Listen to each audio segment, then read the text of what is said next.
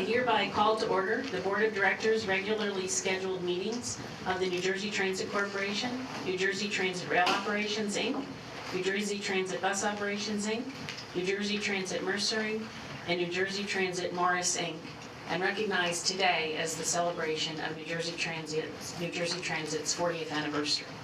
Joyce? At this time, Safety Officer Mark Geisler will deliver a public safety announcement.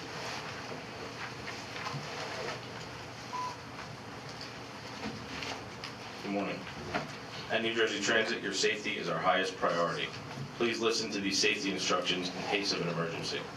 In an emergency, announcements will be made over the loudspeaker by a uniformed police officer. The primary exit for this location is the stairwell located in the lobby adjacent to the elevators.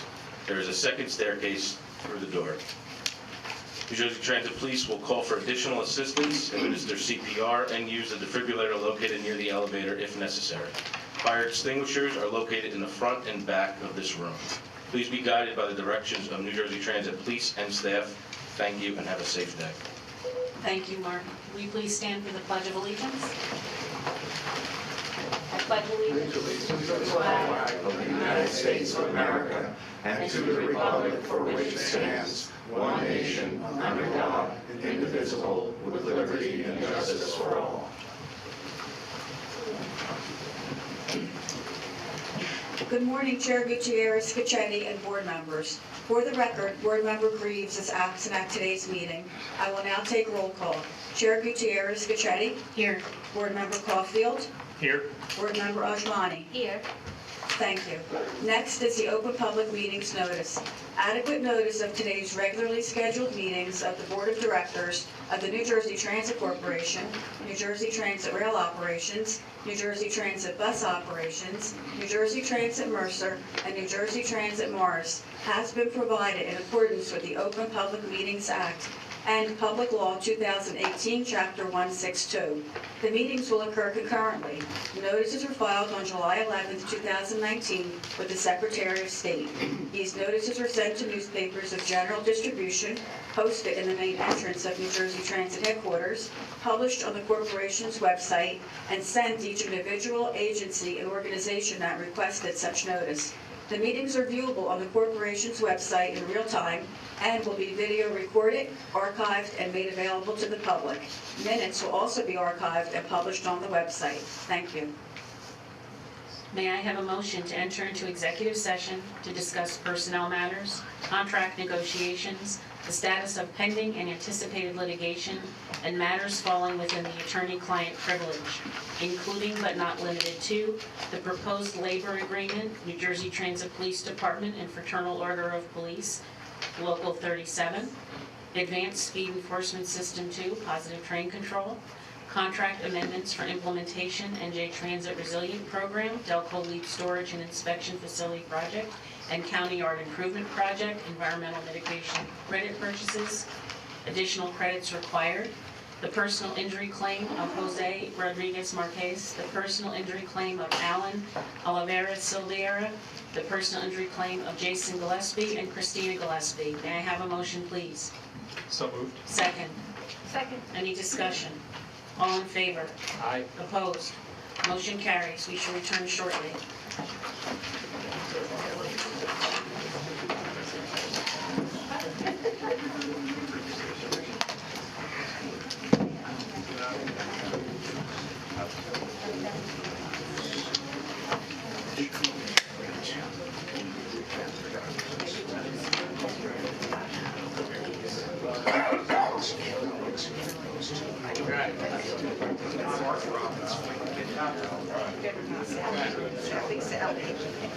Hi, how are you?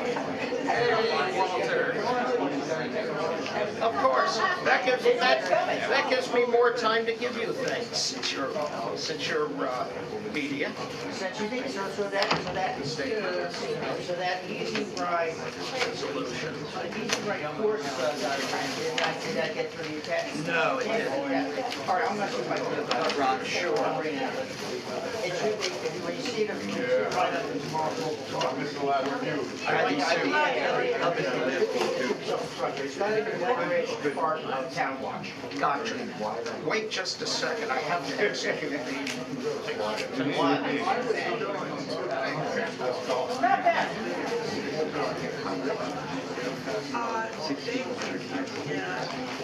How do you open This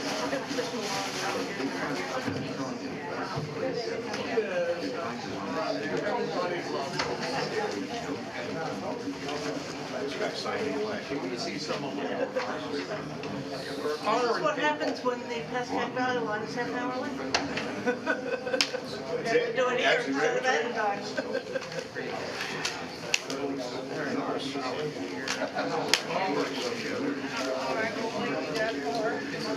You got a friend.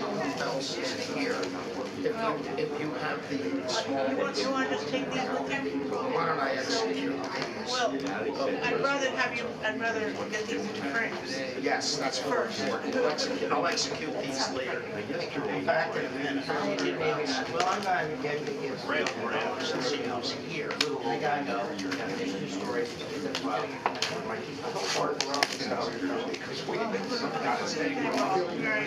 Let's go, bless you.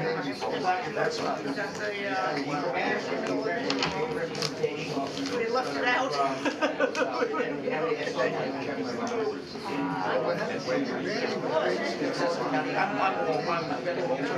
Is it front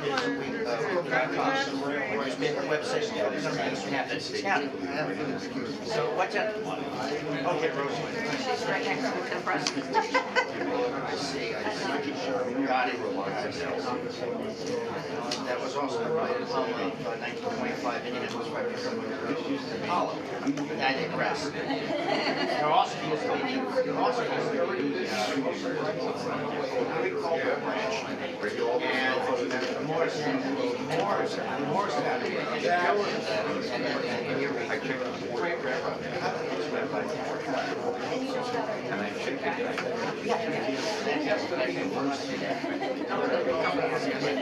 all right, so I'm just wondering, this one is Essex County. That's what towns right there. Newark, Oranges, Maplewood, Irvington, Montclair, Nutley, Glen Ridge, Elton. We have 8 people.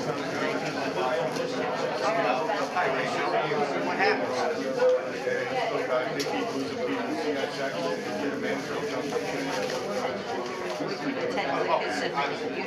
Oh, yes, I remember.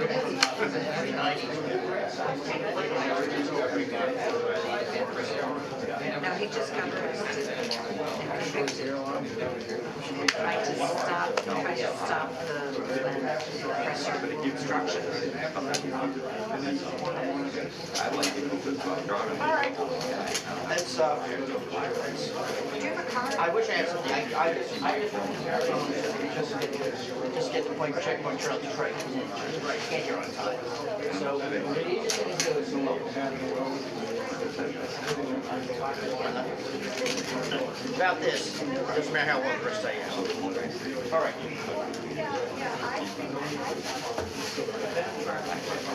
Sally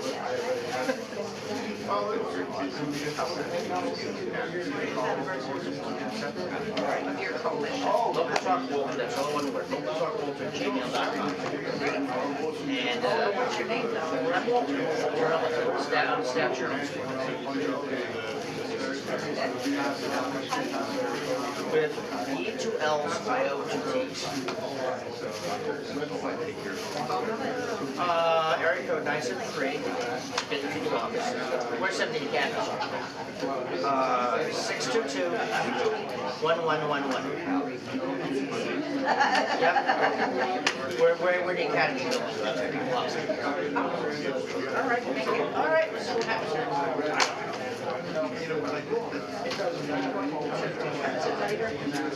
I was originally planning on it, but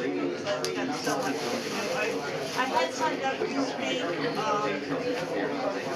I think I haven't written anything because I haven't had time. So I'm going to, I'm going to do all this. What time? I mean,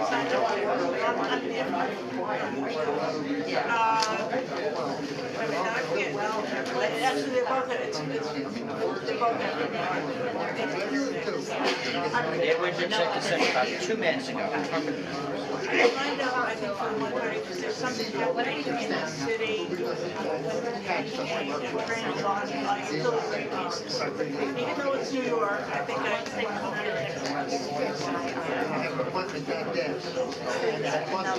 someday. Carol, I need a pen. The what? A pen.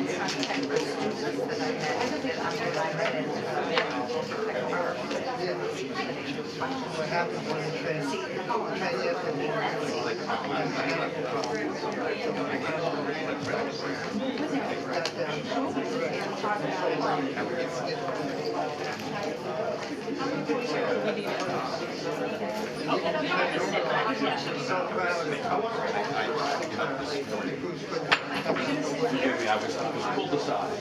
You're gonna sit here, so what's gonna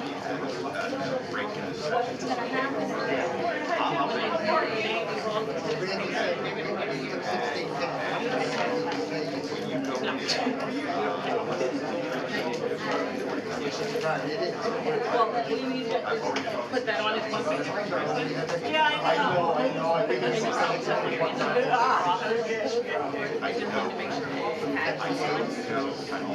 So just run through the attorney's copy.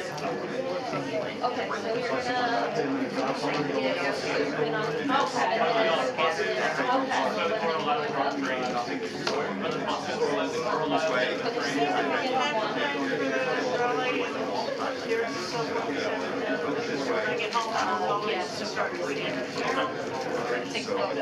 we're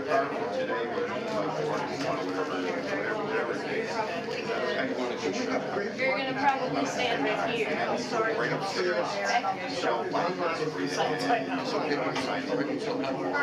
One of them have to have a permit, but the permit is free.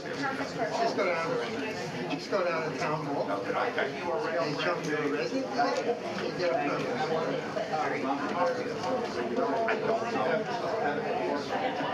Really help The second lot is the county lot, which is totally a block away.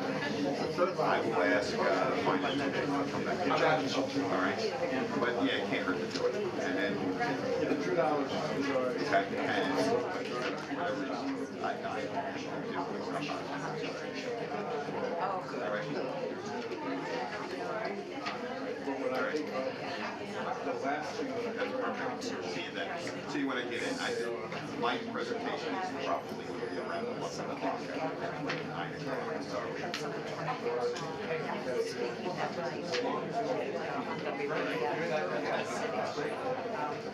Well, you know, thanks. I'll see you. Bye. I think that's a great idea when we get together. But let's do that.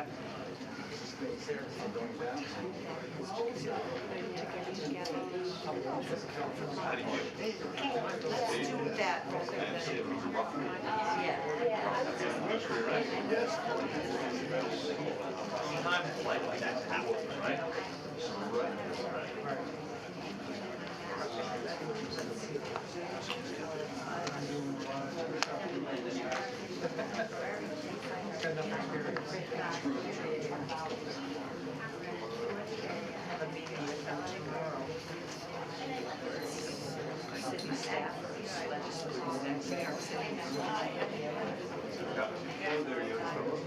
Yeah, unfortunately, it kind of pushed something together last night, so. She recognizes.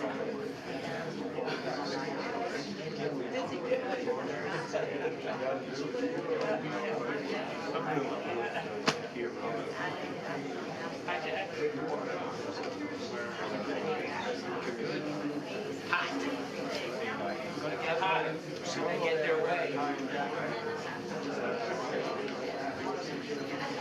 I had my folding bike because I just wasn't about to. Plus the whole thing to get the pass. We don't get the, what I have to look at that. That's what I think I Ready to go?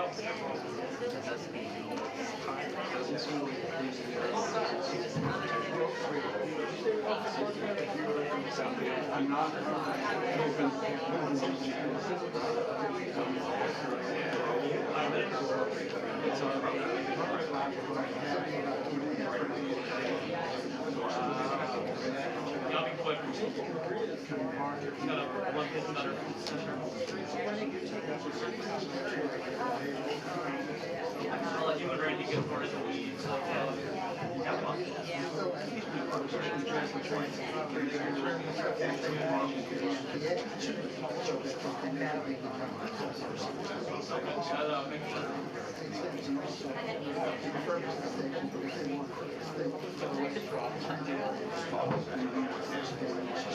I know now, that's working.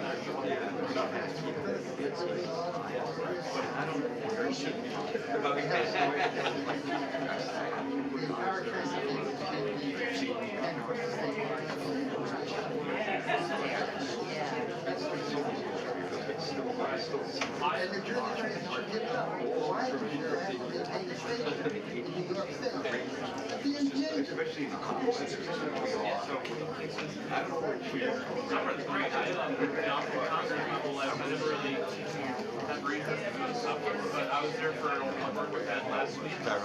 Great to me.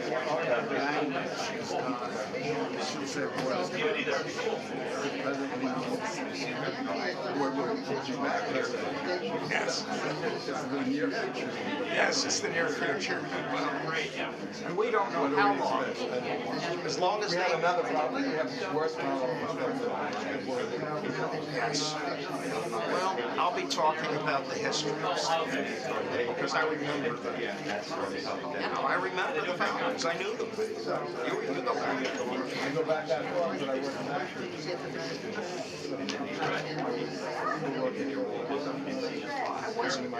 I really started as an advocate after the first wave, 1984. Well, I was treatment. I knew what was going on. I walked through there.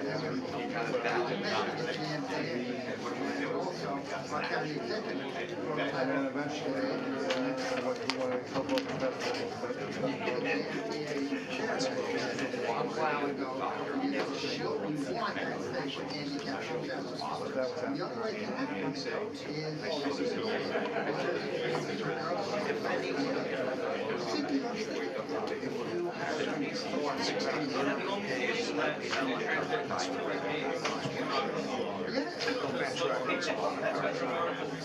doing double duty.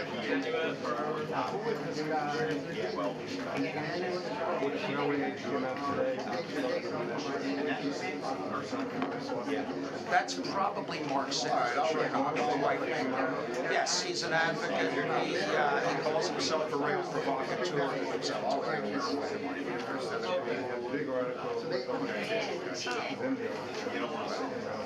He raises some issues. Somebody has to raise them. Yes. I don't know him. Now I do. Now I do. Be up to EKK.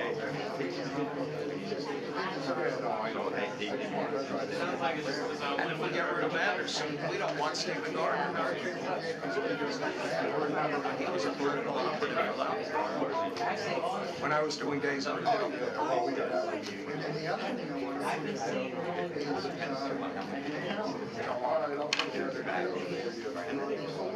Wait, we gotta exchange information. Yep, no more dining cars. Want to have a meal on the way to New Orleans or Florida. Not that it's a good thing. Green transit. Green transit. Green transit. We really have to work together.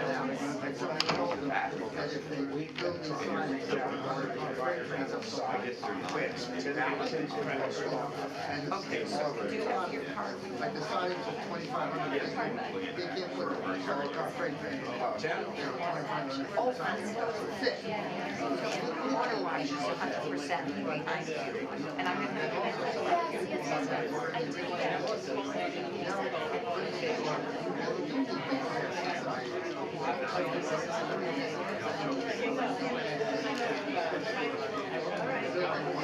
Don't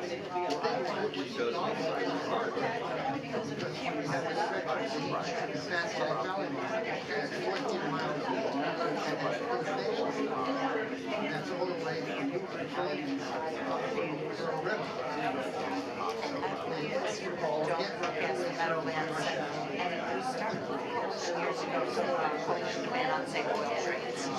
And the oil trains go right next to the power line, which makes no sense. Great. Yeah, we want to keep contact.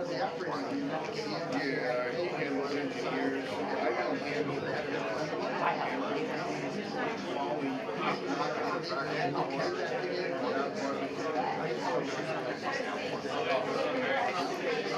So glad It's not in their, it's not even in their, well, if somebody wants to bring it over and show it. Oh, yeah.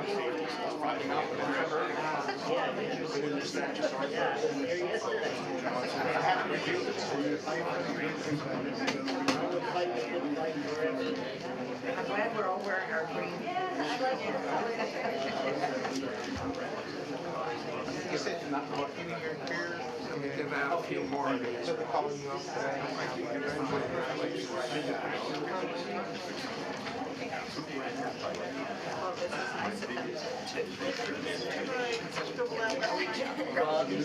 get to read what I scribbled out last night. No, we will send it to you before I do it myself. Makes more sense. Well, not really. Yeah. Scan it. Because I didn't get yours. I didn't get it before the parameters. I checked No, see, I missed the comments. I have the parameters.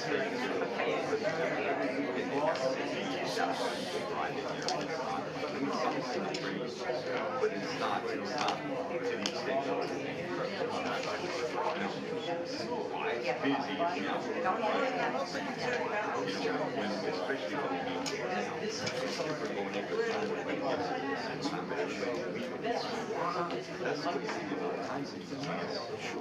Restore the train.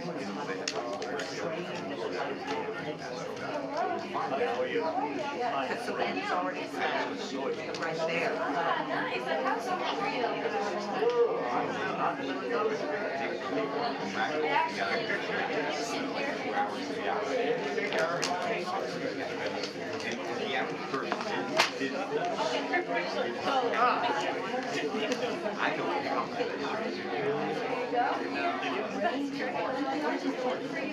Is he coming here?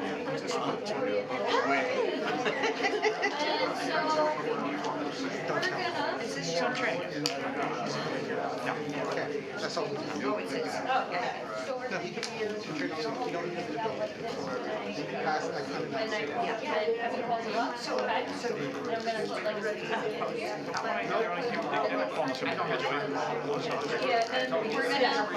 We're gonna take a paddle.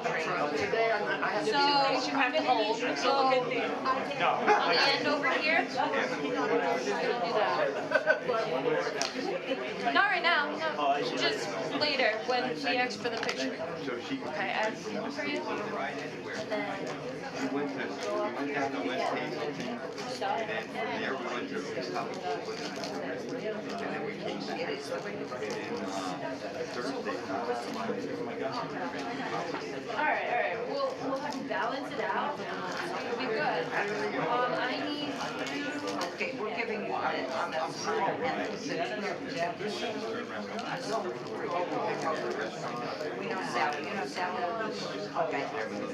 Okay. here. This week, My paragraph, we didn't do that, make sure I didn't say what's going on. Remember when I Good to see you. Yes. I was up pretty close.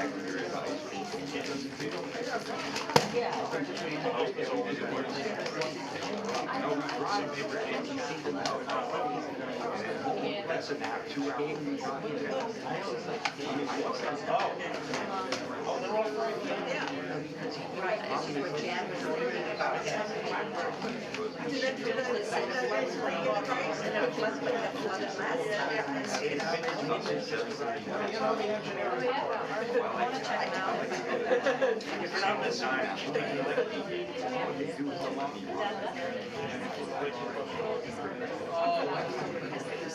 But I can't afford to do that. Well, of course, you know, they're gonna build the house. The other island, like that. The other, and then they can, they should.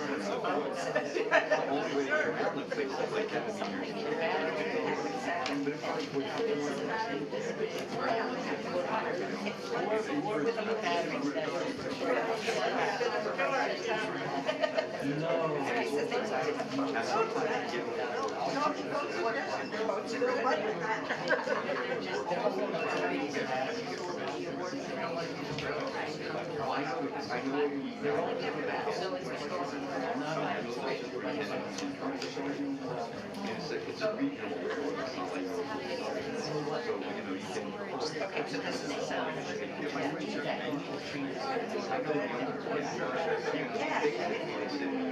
when I say. And they send me your on the copy and buy you the and they take. I wrote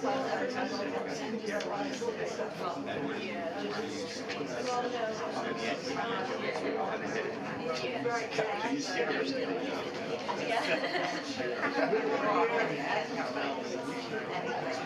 do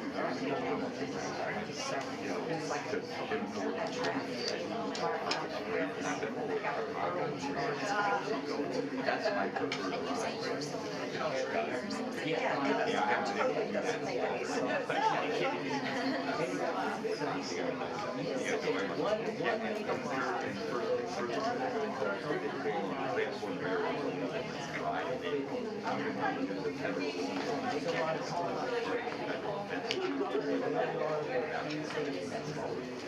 I mean, right now, it's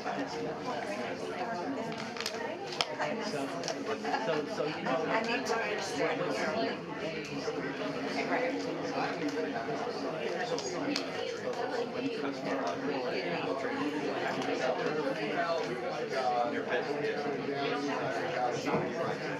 They just check on it every once in a while.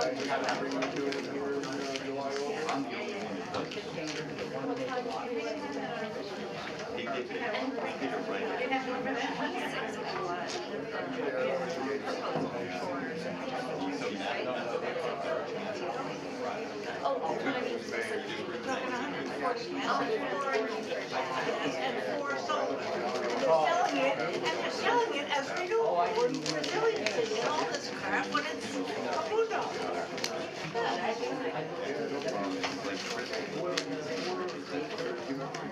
It's a 26-acre property. This is still a question. But in other words, from that 26 acres of that.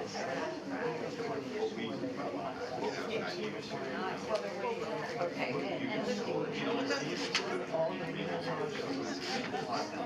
That's a true micro. Yeah, this is already doing.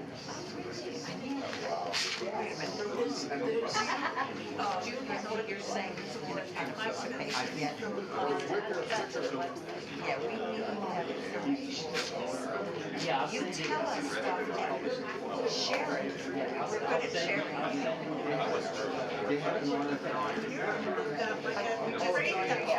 Solar panels. Right? There's so many people. For me, like I need to understand that because like I'm saying, yeah, we should be using renewable energy, but you haven't thought out. You're doing it.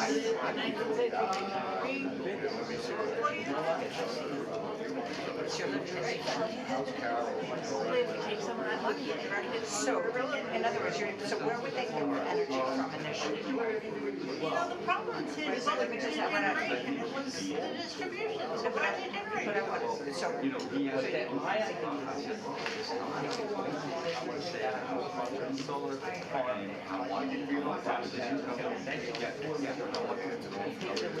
They got rid of that. It's a really hard fight.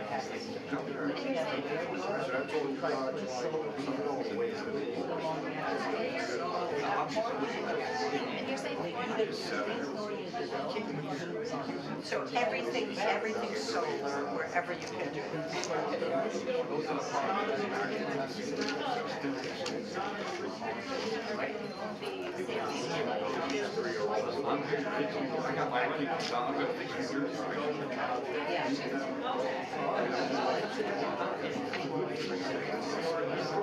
She's good. Okay, yeah.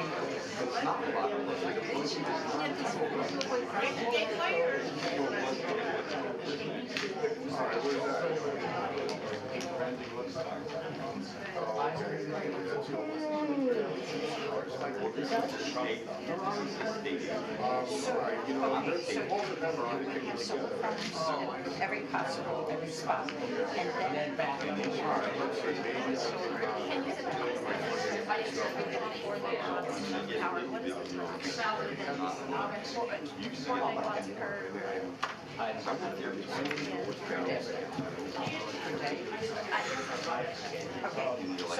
so basically, so here, there, everywhere in the rail system, and then storage. What you need was 25 years.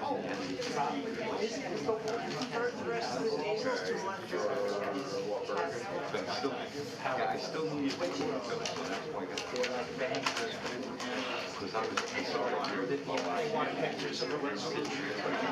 Storage battery for housing.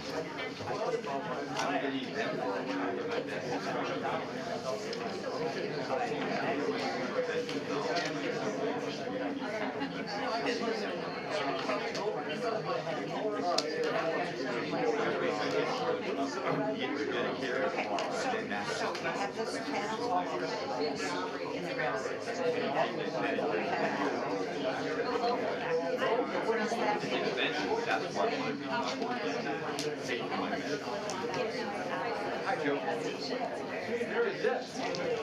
So the batteries will be all over the place. And then you have the power. I don't think I can even. That's the kind of battery right now. That they're using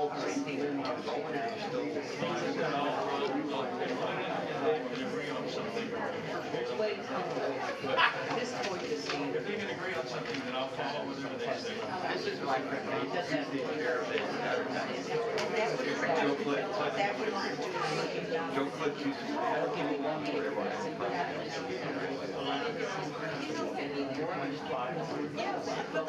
But the problem is that he wasn't, have not been generated because the distribution. So why are they charging?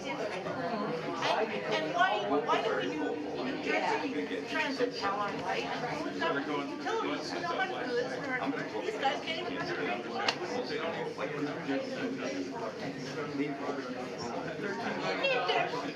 What's their motive here? Well, no, it's just you copy last year's budget numbers, and there's last year's budget numbers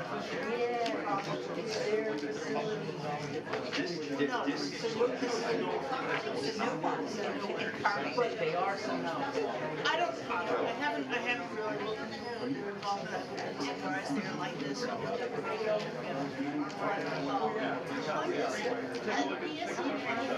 it be a part of This is the third time I've done these. so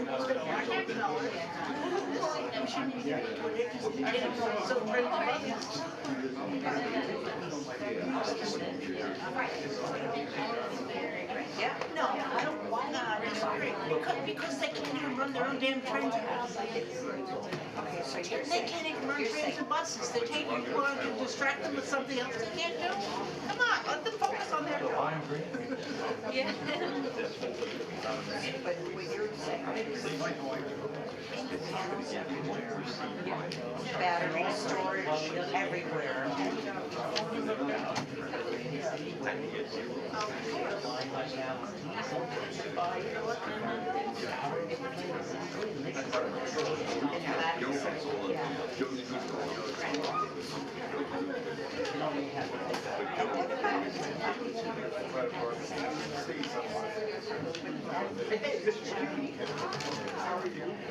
Well, you know,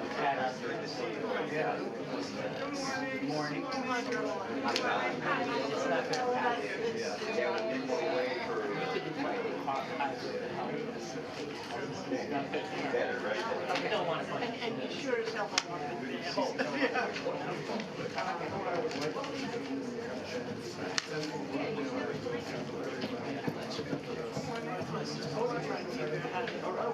What time to get back?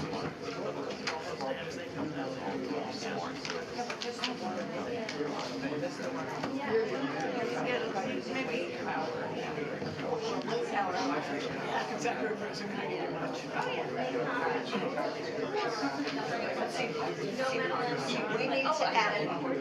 We need to add an S.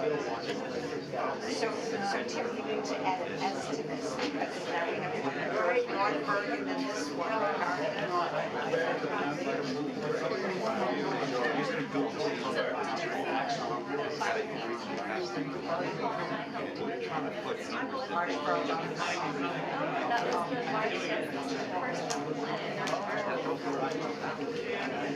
That's, yeah, that's, yeah, oh, yeah,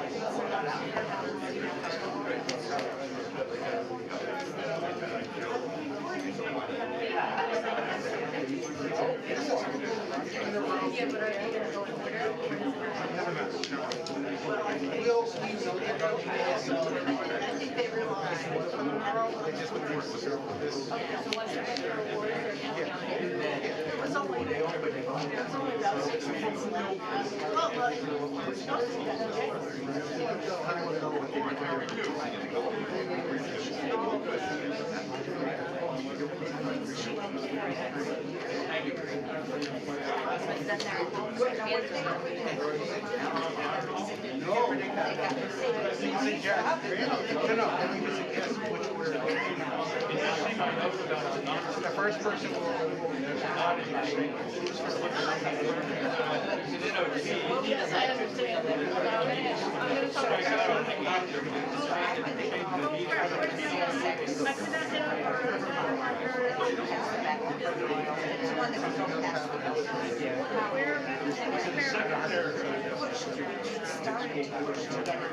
to get rid of the DC.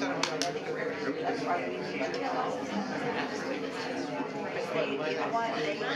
the CSX, it's the one that goes through Harrisburg and Newark, Jersey City, and has the power plant.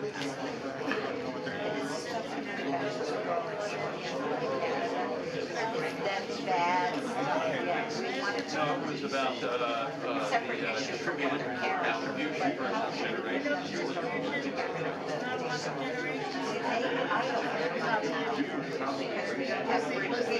Yeah, the nine. No, it's not. Thank you. You got your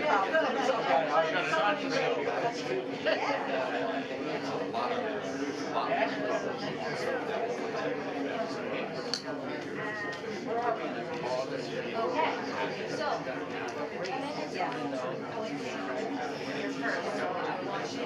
want you to be comfortable. So you're gonna just shake his hand, and then you're gonna come to me, you're gonna give me your, like this, and then you're gonna stand like, here. You're just gonna come up here and back there. Alright, sorry. Last minute change of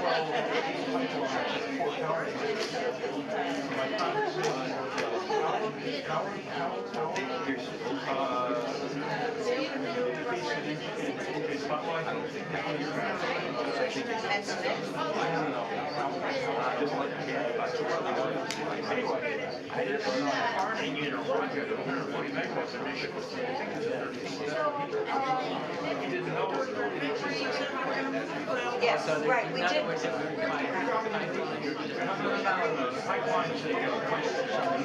It's another power plant, yeah. Yeah, that's right, so we didn't know about it until about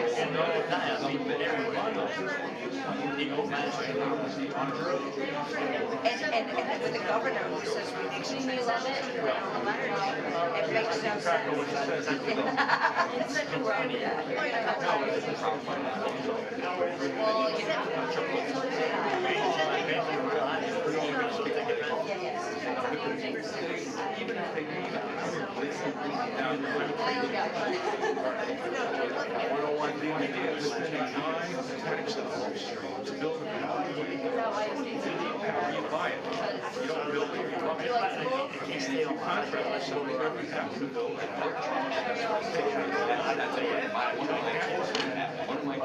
$550 million federal. He's got a picture. He's got a You gotta be careful. The transit $100 million smart stuff and transport that stuff for $550 million. Hiding under the water.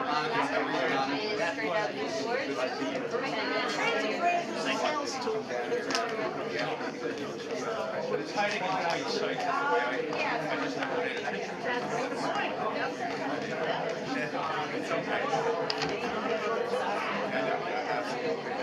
Exactly. I don't know about the fire.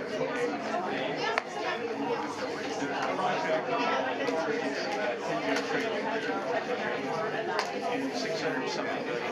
It's in their capital. And the reason they announced they got an award from the feds for the microgrid portion. And if you take that number and subtract it from $650 million, they've never said the entire detail is the longest thing I've ever seen. Never says how much these like all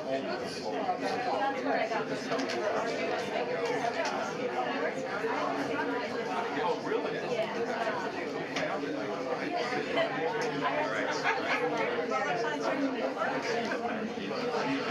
I need to search for the dollar and sign it. But you know it. Now this thing is running over there. So I don't know if that's a capital or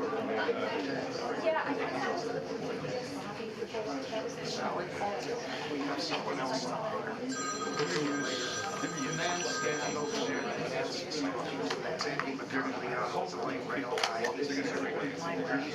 So I have to add, I don't know if you know what Amtrak is, it's a power company. The Pennsylvania Railroad predates the whole electrification predates a grid, so they have 25-second power. It's a years of transit. So 8 people who run it work for the Amtrak.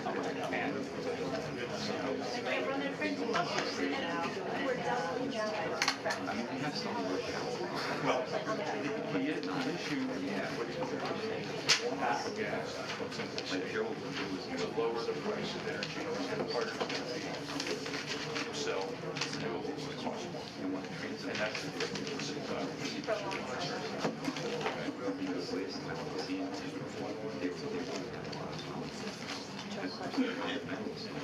Oh, okay. Okay.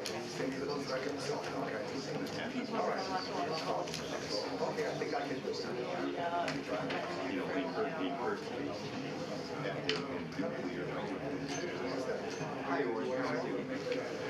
What do you think of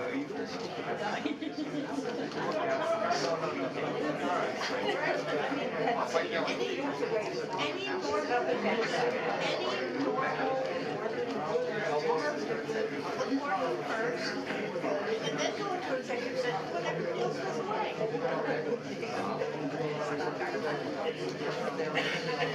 Well, I mean, it's a separate, order for the freedom, we have a work session before we agree, and then they. Combination with this message, not running I mean, it's a semi. everything, it's a big message. I met Paul, Cassandra, David Peter, and I'm an advisory committee member, contributing editor for Railway. 1,600 cancellation. That's why I'm bringing this. This is Larry. We're trying to get more people involved in the coalition. 1,600 people. And if we get enough, then we can have an environmental committee. But we need people.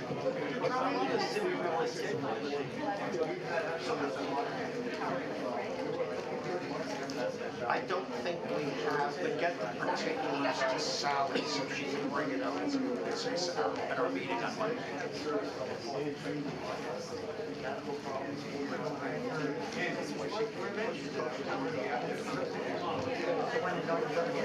And there, I see there's a lot of trains being delayed because they're extending the signaling and moving forward and how it's rumbling down. You know, so you're going to be eliminating wait time signals and going to get signals and all signals and airlines. Yes. Metro North's been doing it for a while. You know, they do it on the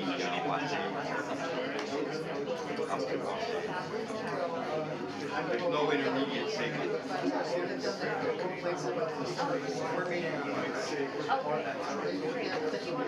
Yeah, for 205 signal. Only 56 signals we've done. We have to see what happens. What I have not been able to research, and I don't know if within New Jersey transit statutes. Well, it's called the CABE. It's set that they're using it now in your pocket. You get cab speed, you don't get the indications. The indications in the cab. So you have defective cab signals. Yeah. We'll probably discuss it at our meeting. I can't do anything that the members of the board. No, well, they had the ATC, you know, through cab signals. Well, so does the Northeast Corridor. With Amtrak, what they call access, they're very popular. I'm getting Peter Allen, chair of the coalition. I also write the roadway age. I know.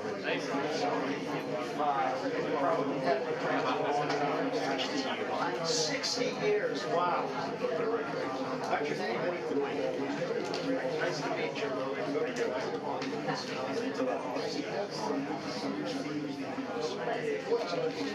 Where did you start?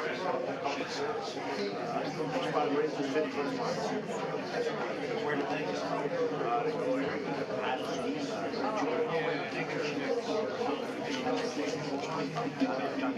There is more money here. And they're doing it in the executive session. I wasn't driving. I'm going to say something. Because that's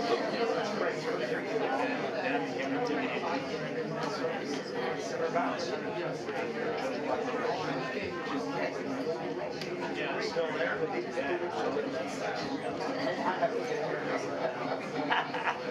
I'm writing it, but I was going to email about it. Definitely, you know, talk to the DOT about it. Because I'm the explicit area. Lord, how long have you been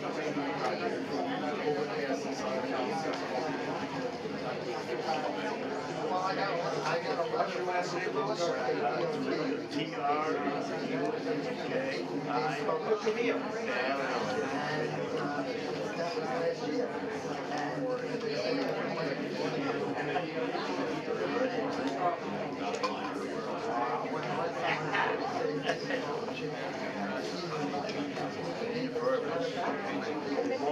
I've been speaking to DOT about the overpass on Middleton. Okay, yeah. No, I'm thinking about retiring from that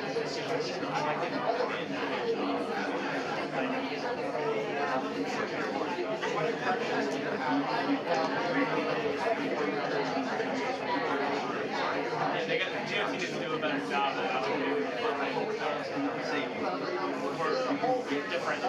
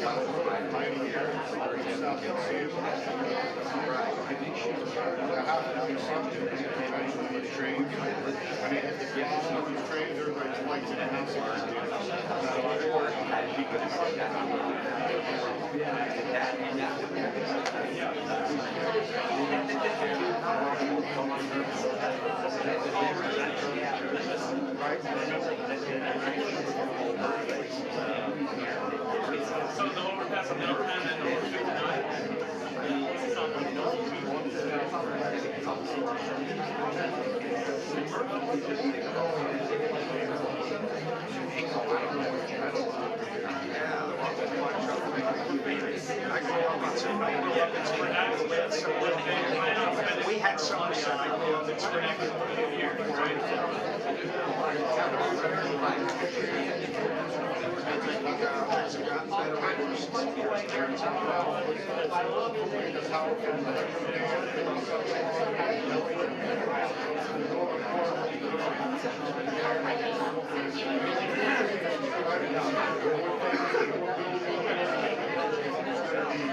Yeah, no, like I said, I know that there's a public comment period right now for, I think, it's not like 2045 or whatever the time frame is.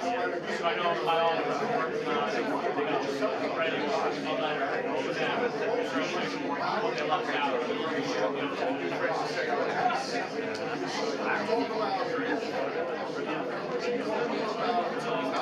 We'll come by and see you.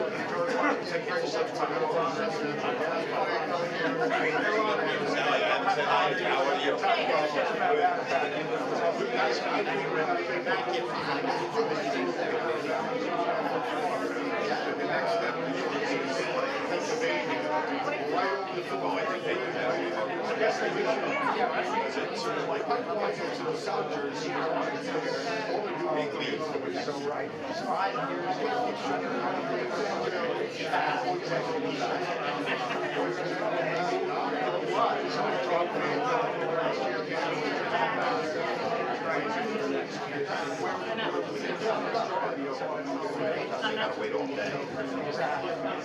Yeah, when I get back home, I'll take a look at it.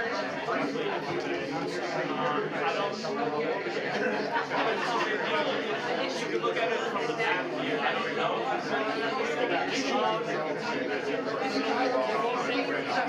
Yeah, I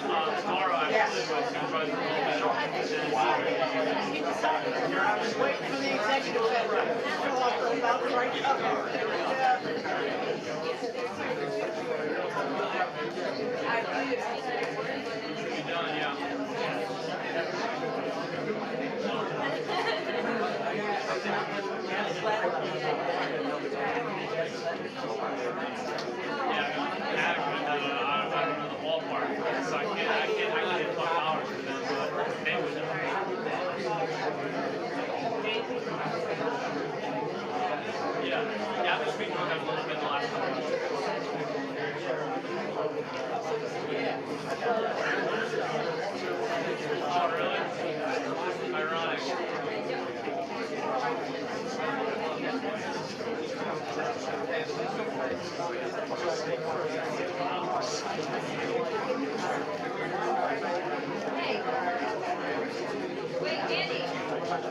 And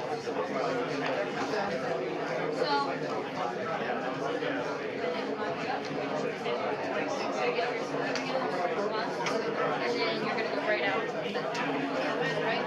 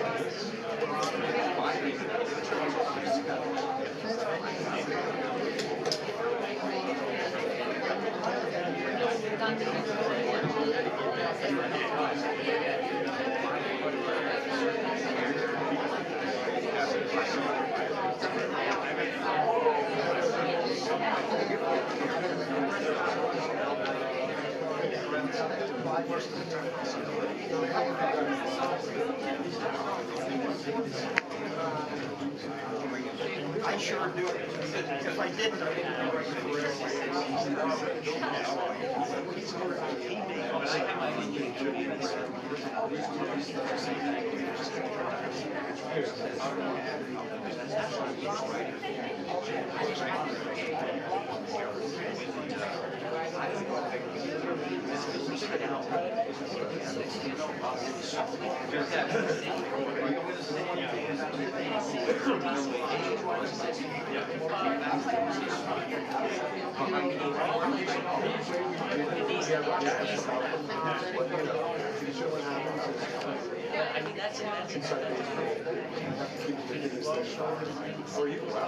This is the case.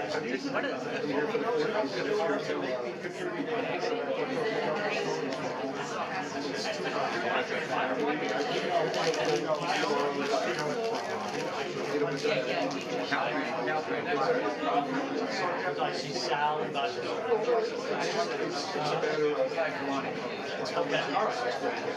I didn't see what you put that up in the paper.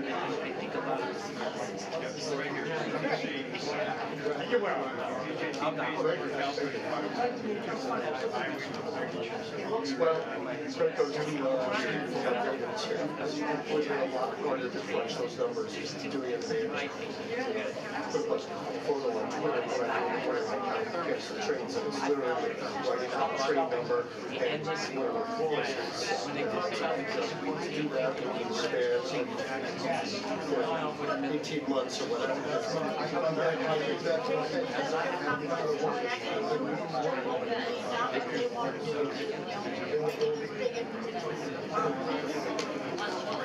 Yeah, but you just need to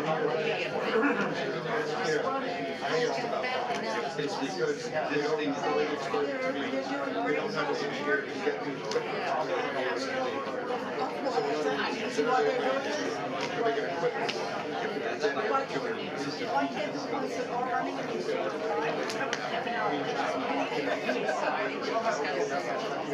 we need those designs. Can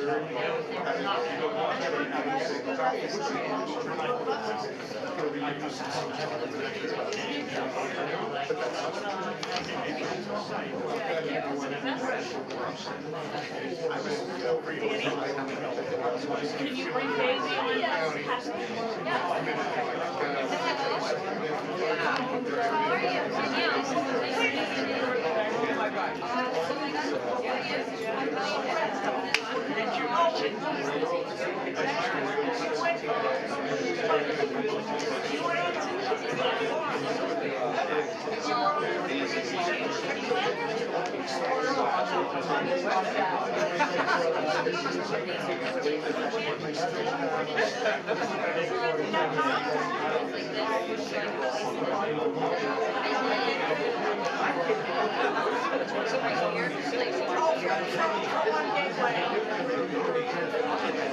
And then you're gonna just take a picture. There's gonna be someone waiting for you guys. So what am I gonna get?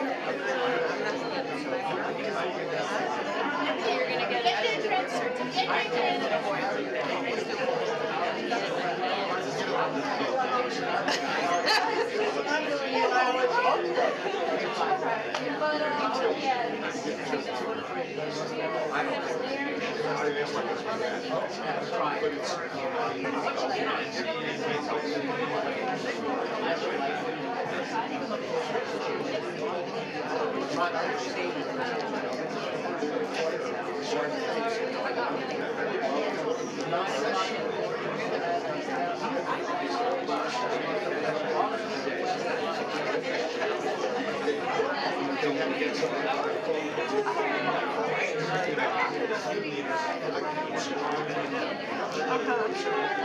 I wasn't there for that one.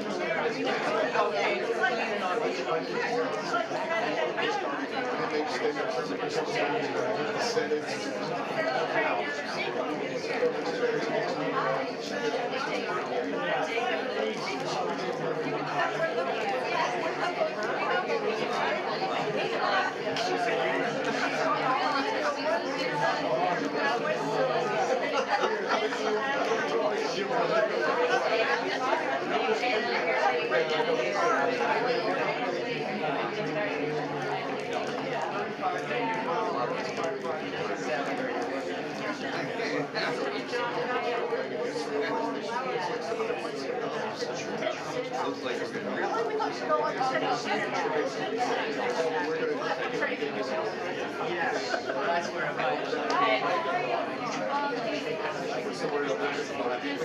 Show her, no.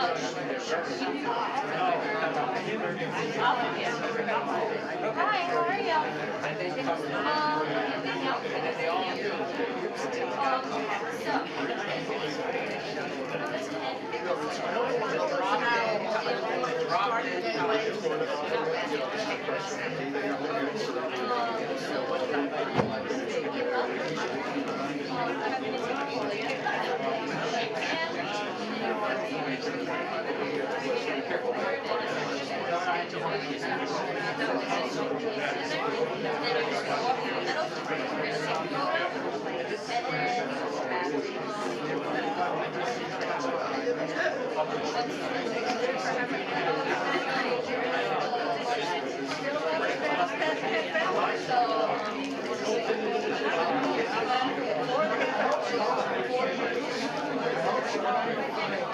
Sorry, I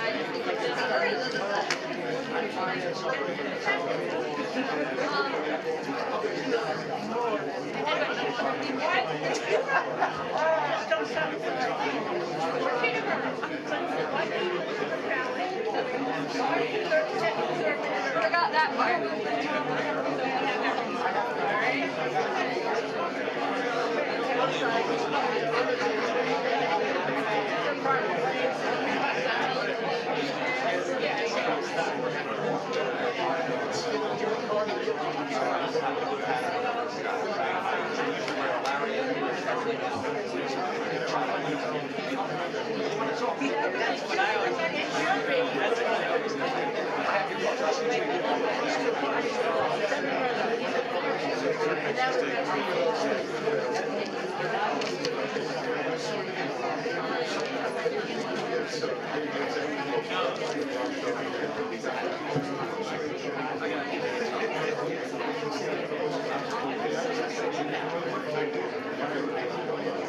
Thank you so much.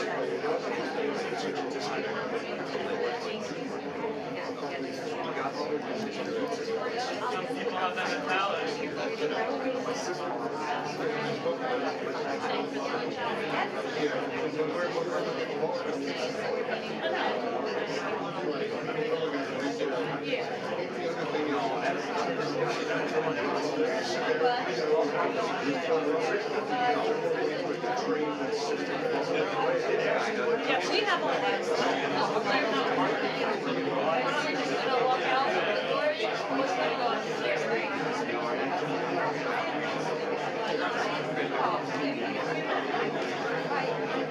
Very pretty.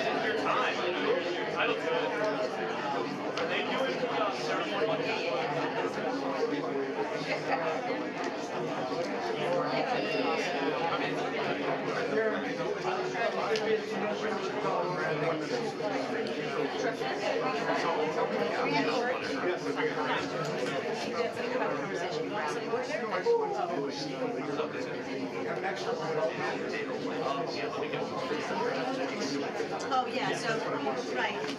So, oh, you mean the public comments? It's on the agenda. Is it the agenda? Well, what do you, it's going to be rolled into the executive director's report. Okay? So, the executive director's report because they're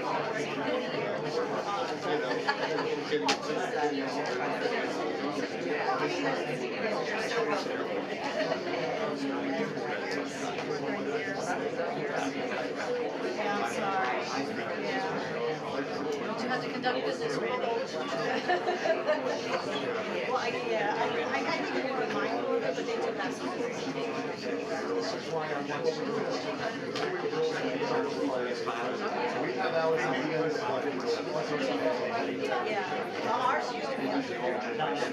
was my suggestion.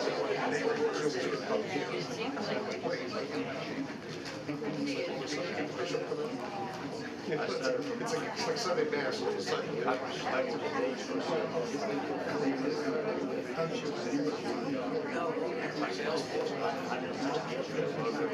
Zero.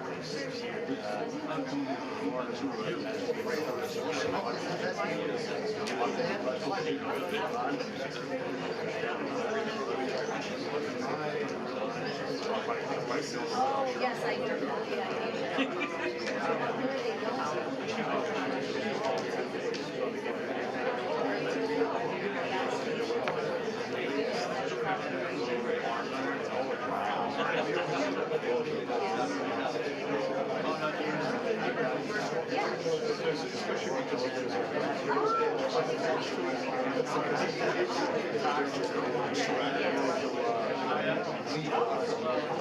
So we gotta be out of here for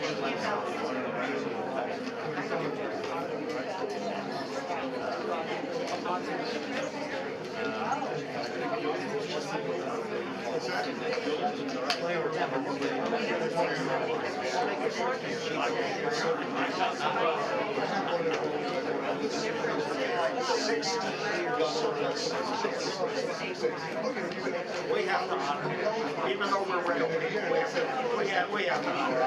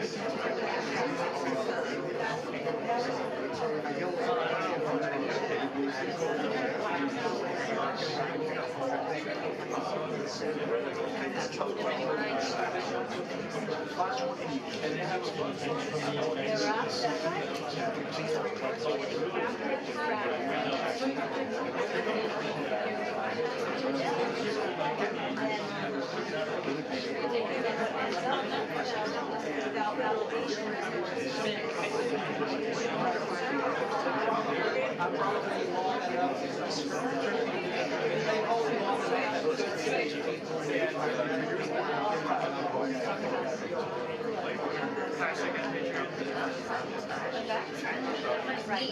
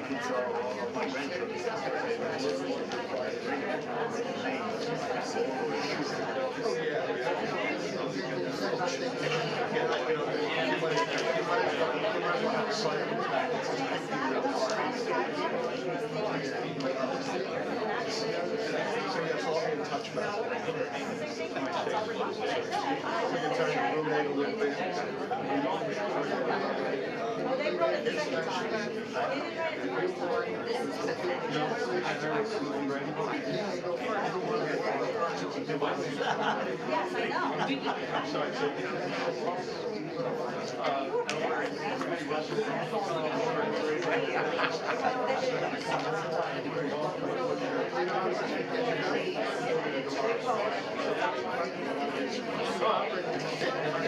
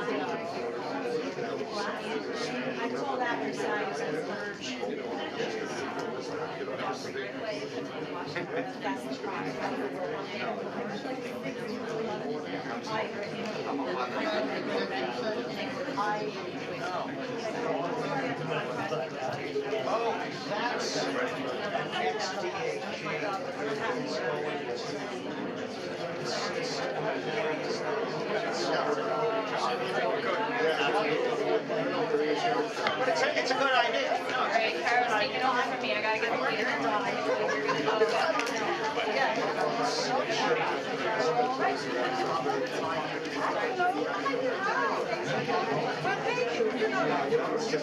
It's just a baby.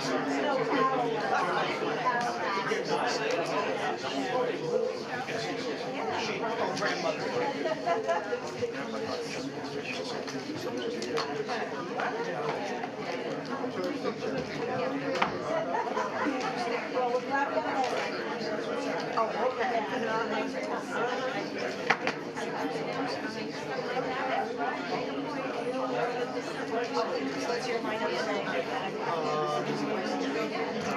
$50 million.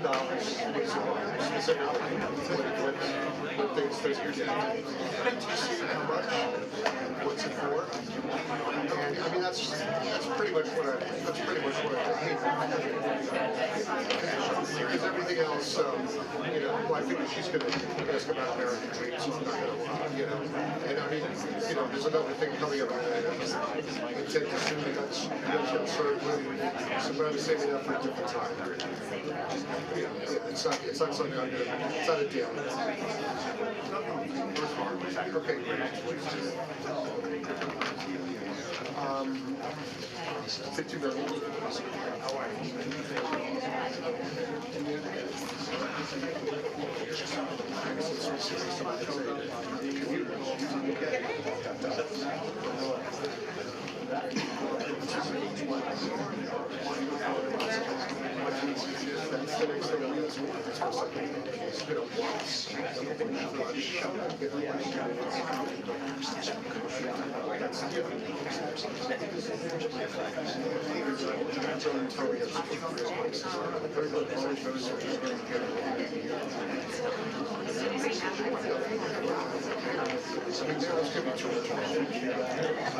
I think that's okay.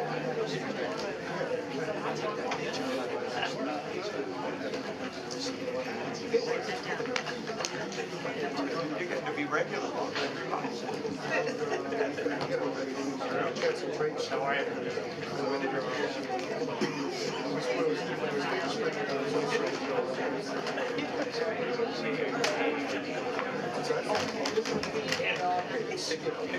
I got him.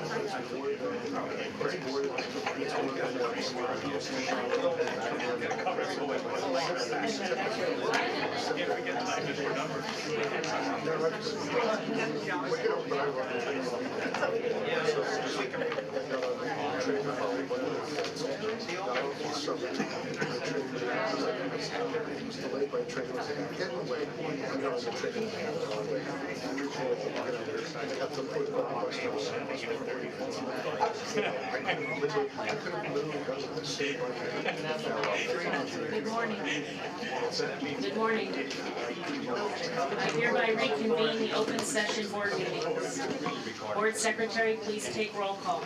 Roll call. Chair Gutierrez Cacchetti. Here. Board Member Caulfield. Here. Board Member Ashmani. Here. Thank you. May I have a motion and a second to approve the minutes of the June 12, 2019 board meetings? So moved. Second. Any discussion? All in favor? Aye. Opposed? Motion carries. President and CEO Corbett will present the President and CEO's monthly report. Thank you, Chair and members of the board. We have a few things to cover today, and I'm glad to see we have such a large turnout for our 40th anniversary. I would not assure my wife I'll have the same on our anniversary. But it's true, on this date, 40 years ago, New Jersey Transit was officially created by the Public Transportation Act of 1979. Since then, this agency has been dedicated to serving the transportation needs of New Jersey. Over the past 4 decades, hard-working men and women have kept our transportation network moving, providing billions of passenger trips. We've been marking this milestone in a number of ways for both employees and customers, and we will be observing the anniversary throughout the company as employees reflect on the past 40 years.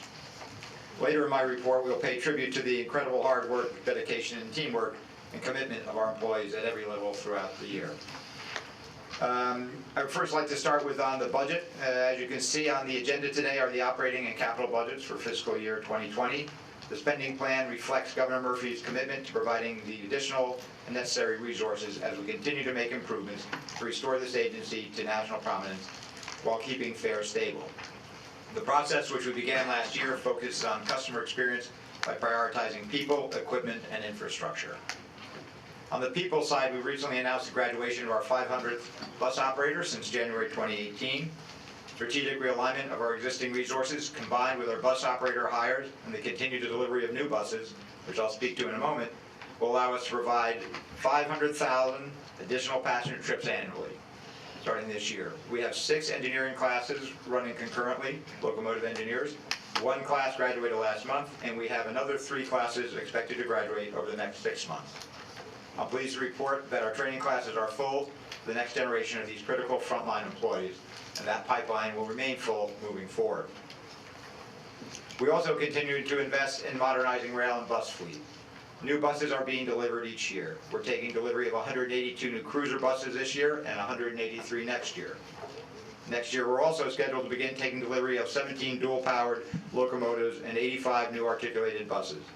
Those dual-powered locomotives, by the way, are so critical for service on a number of the lines where diesel is required, particularly the dual mode for the Raritan Valley line and the New Jersey Coast line, allowing us to start phasing out some of the engines that we have, which are actually older than New Jersey Transit, some of our 50-year-old engines.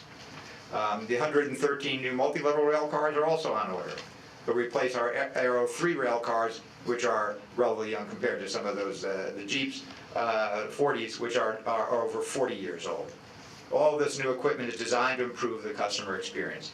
New amenities such as USB ports, charging ports at each seat, more capacity, significantly greater reliability, and environmentally friendly with reduced greenhouse gas emissions.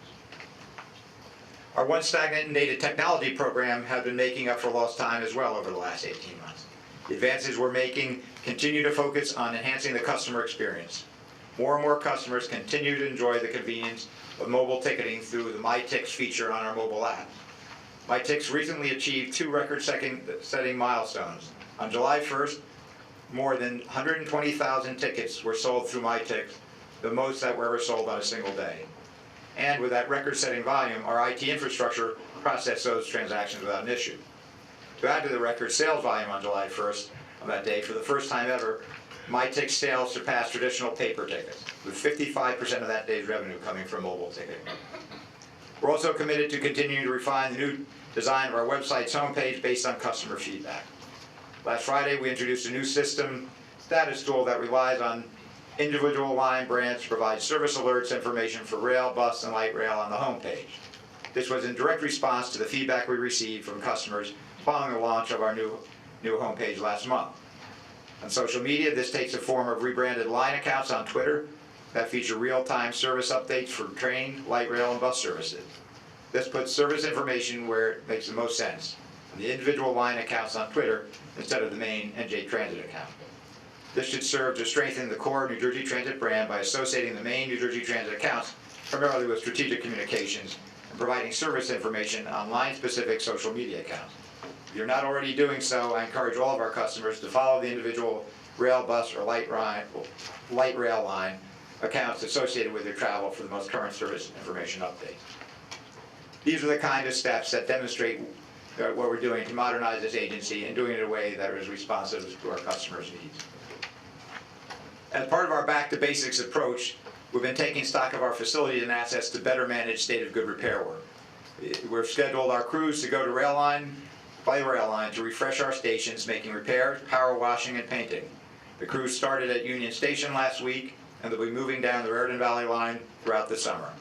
The customer experience begins before one boards a train, bus, or light rail vehicle, and a clean, well-maintained station is essential to a positive overall experience. The operating and capital budgets before you today recommit us to adding to all of the successes that we've had over the past year, including the continued advancement of positive train control. The budget also calls for additional bus and light rail operators, 19 additional police officers, and a brand new customer experience unit focused on listening and responding to customers' needs and proactively identifying opportunities for improving it throughout the system. We now have the necessary funding to continue our engineering and assistant conductor training program. We're projecting 6 classes running this fiscal year as we continue to address the shortage that was allowed to develop over a number of years. And the budget eliminates $75 million in diversions from the TTF and the Turnpike Authority, a practice that we're committed to moving away from. The budget is a clear example that we're on track to accomplish just that. I assure you that we will spend these dollars wisely and efficiently to maximize the return to the customer and justify the faith and investment of the public and the elected officials and the governor who are empowering giving us those funds. Another thing I'd like to bring to your attention is the court advocate. Over the past year and a half, we've been taking steps to improve the customer experience, as I commented on, but we're also taking steps to improve our employee experience as well. One way we have done that is with the recent creation of an employee court advocate position to support operational employees such as bus operators and train crews, who unfortunately are sometimes victims of on-the-job assault. Attorney Mike Rubin will fill this role. Let's see, where's Mike? Right here. Mike is very familiar with NJ Transit, having previously served 15 years with the New Jersey Department of Law and Public Safety, representing this agency in a variety of legal matters. As employee court advocate, Michael will help employees who are victims of assault to navigate the justice system, understand their legal rights, and ensure that prosecutors pursue appropriate charges and sentences. We have a zero tolerance for assaults on our employee, and we will continue to pursue prosecution to the full extent of the law for any perpetrators. I am confident that Michael in his new role will make a real difference in the lives of our frontline employees and their confidence that we have their back and make sure that we take actions to prevent assaults from happening in the first place. Another thing I'd like to update on is the Amtrak Penn Station New York work. I'm pleased to report that we have not had any significant issues of note with this summer service adjustments to accommodate the Amtrak work at Penn Station New York. Repairs to the Hoboken Terminal roof and canopy were substantially finished prior to the service adjustments, which opened a larger section of the concourse to accommodate the additional customers and ease pedestrian flow throughout the terminal. We are keeping our customers, service ambassadors deployed at key locations throughout the rail system to continue assisting customers. Our outreach efforts and communication channels, which we activated in advance of the service impact, proved successful in having our customers informed prior to the changes so they could seamlessly make the transition to their alternative travel option. I again want to thank our customers for their understanding and patience while Amtrak completes this critical and necessary infrastructure repairs in Penn Station, New York. And as I referred to earlier, regarding our 40th anniversary, today does mark the agency's 40th anniversary, and we put together a video saluting not just all the accomplishments the agency has achieved over the years, but to recognize the many employees who have contributed to those successes. This video will be available on our website as well as YouTube channel. We still have many here today who were here on that date in 1979, and we'll be recognizing them immediately following the video presentation. Please turn your attention to the monitors for a fun trip back in time over the last 40 years, highlighting the many milestones and advancement at New Jersey Transit.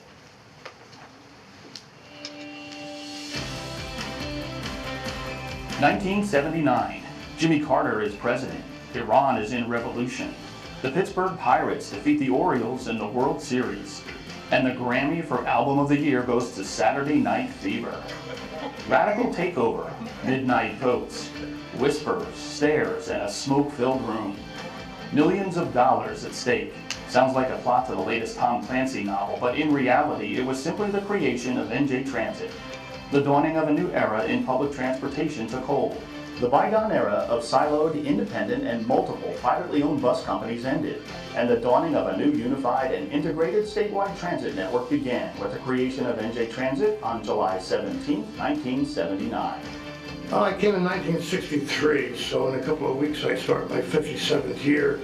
I start as a bus driver. I'm just grateful that I was able to be here for 57 years. Equipment has changed. Our influence in the surrounding areas has changed.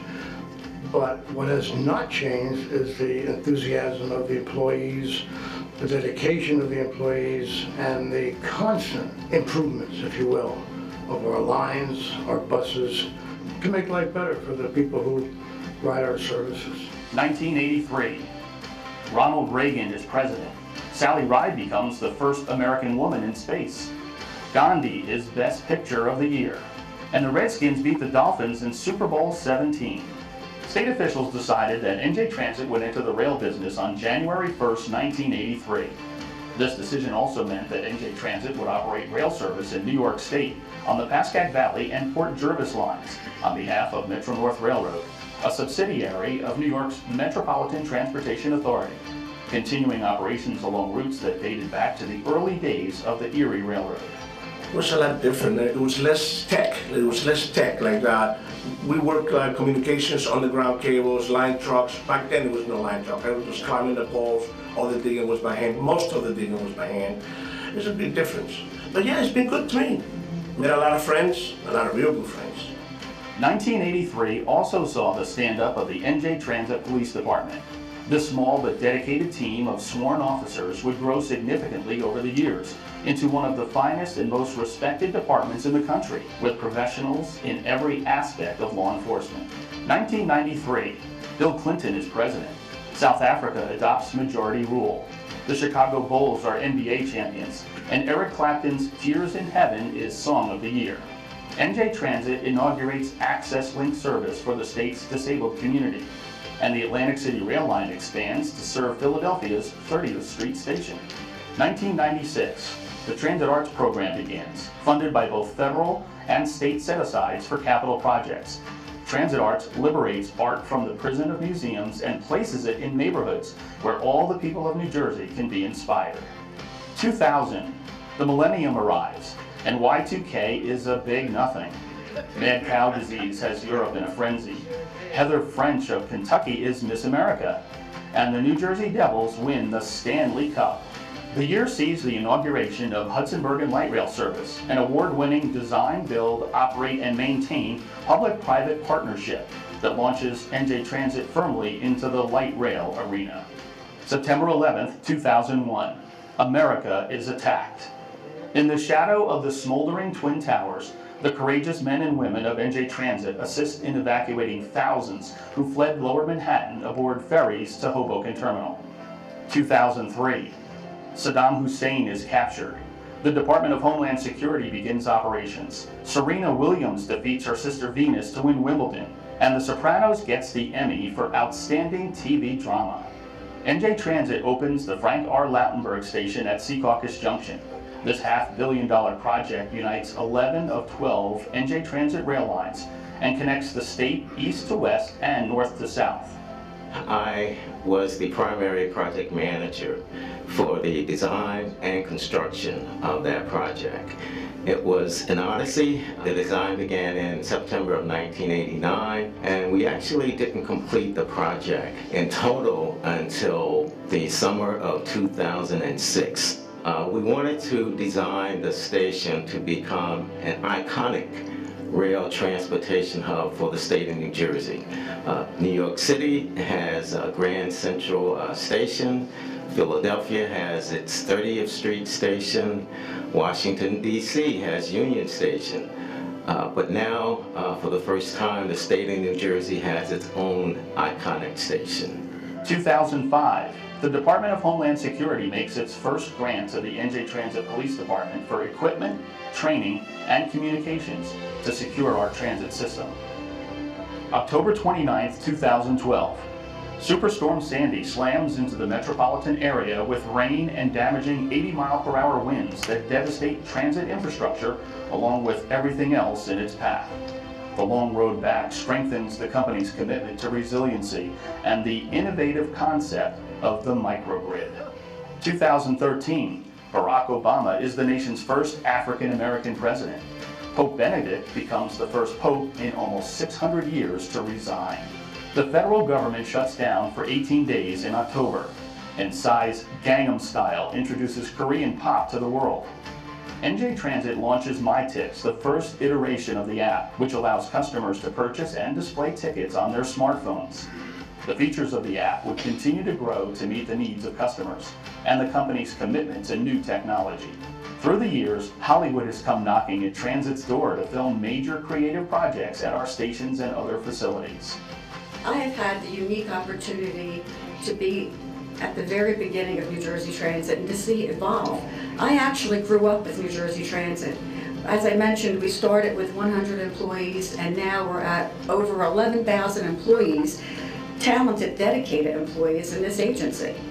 Prior to New Jersey Transit, the transit system was broken. We had about 30 bus companies, a handful of railroads, and there was no public transportation coordinator in the state.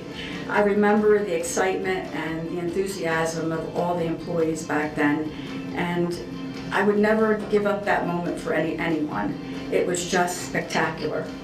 2018, Saudi Arabian women are given the right to drive, and Prince Harry marries American Meghan Markle. Bruno Mars sweeps the Grammys, and France wins the World Cup for a second year. NJ Transit got new leadership, new direction, and a renewed commitment on the part of the state government. The company defied expectations by reaching a major milestone in the installation of federally mandated positive train control ahead of schedule. Our new leadership's primary focus is improving the customer experience. One way to do that is modernizing our rail and bus fleets. For rail customers, NJ Transit has ordered 113 new multi-level rail cars and 17 new dual-mode locomotives. For bus customers, 268 new cruiser and articulated buses are scheduled to arrive next year. We've also been aggressively recruiting for critical positions. We have had more than 500 new bus operators graduate from training since January 2018. The new operators, combined with the new buses, will allow us to serve an additional 500,000 passenger trips annually. We've also hired more than 100 locomotive engineer trainees, with 4 classes expected to graduate in 2019.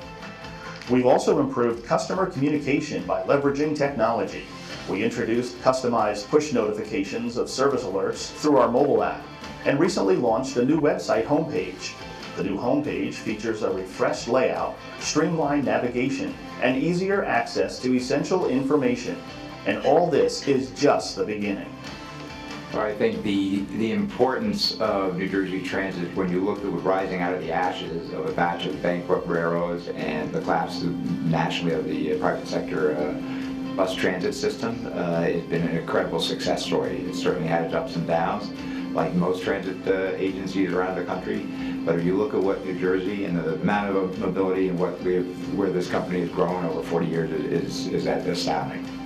As we enter our 40th year of operation, the dedicated men and women of NJ Transit continue to prove every day that life begins at 40.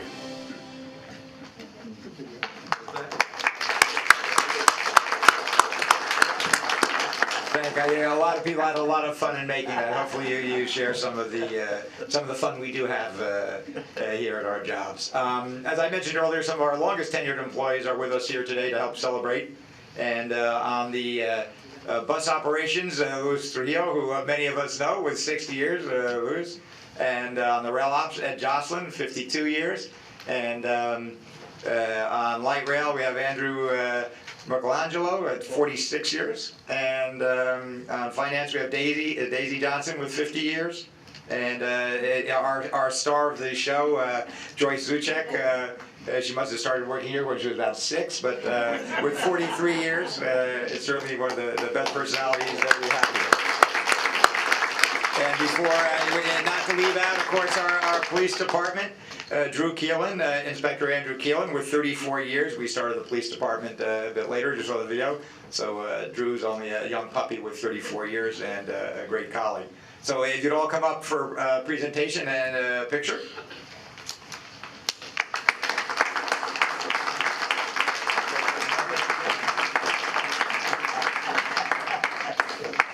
How are you doing? Good. I think you're going to be here every board meeting. I hope so. Louis said when I get my 40 years, he'll be here to give me the award. What's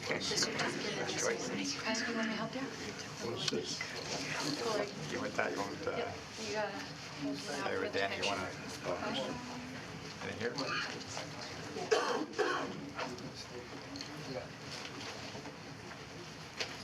You want to do that? Danny, you want to bring up? Get a group picture.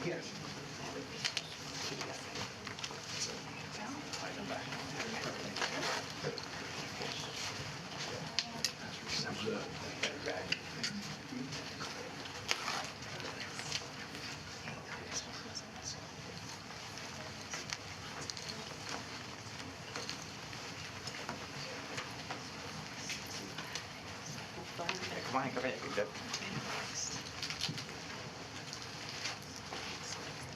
All right. 1, 2, 3. Don't turn it down. Right. Good job, everyone. Congratulations.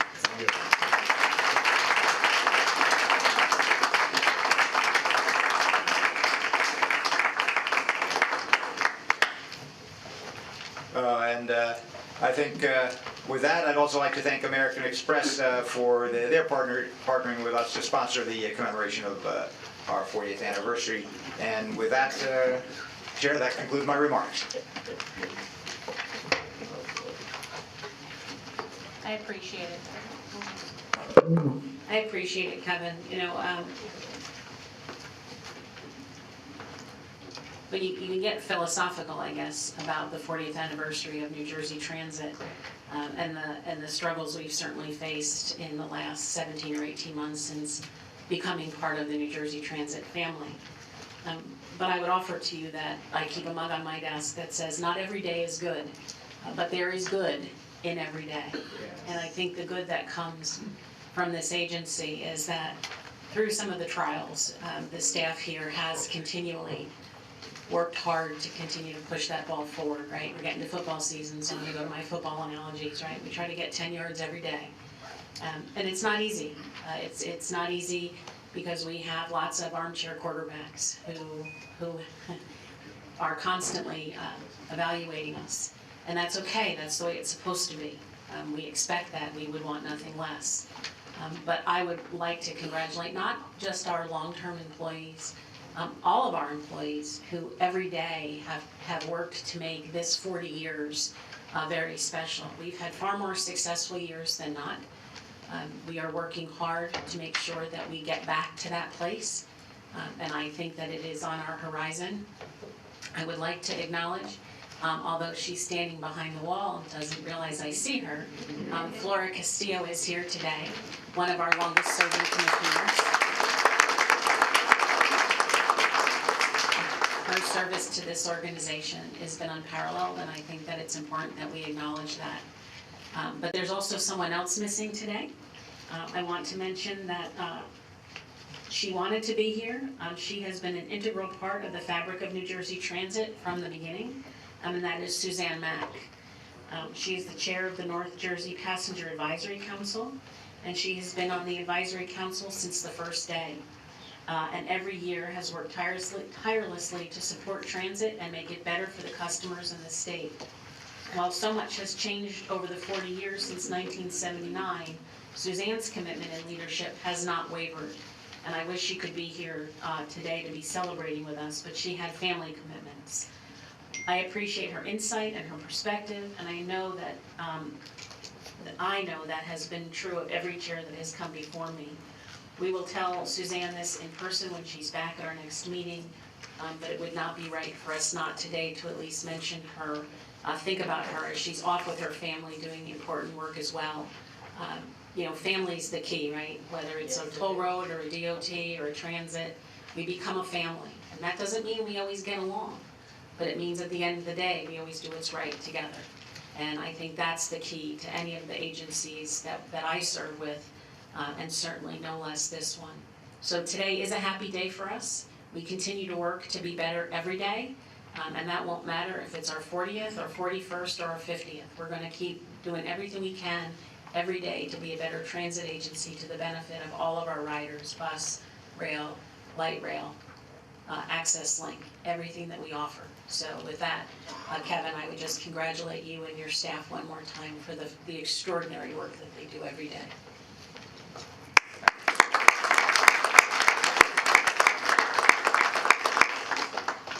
Now back to our regularly scheduled program.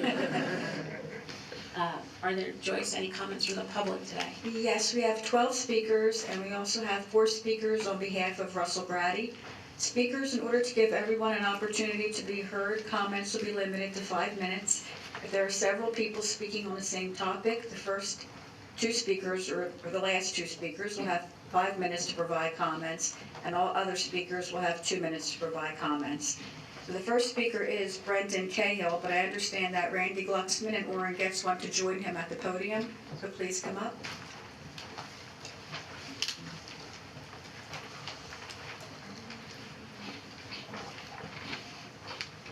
Thank you. So I'm from New York State Senator David Carlucci's office. He can't be here, but he wanted me to express his some concerns that came through to our office from residents. We represent Rockland County, which has the Pascack Valley line and the Port Jervis line. So he wrote the following letter to the board. A number of constituents have reached out to my office regarding the level of services offered by New Jersey Transit.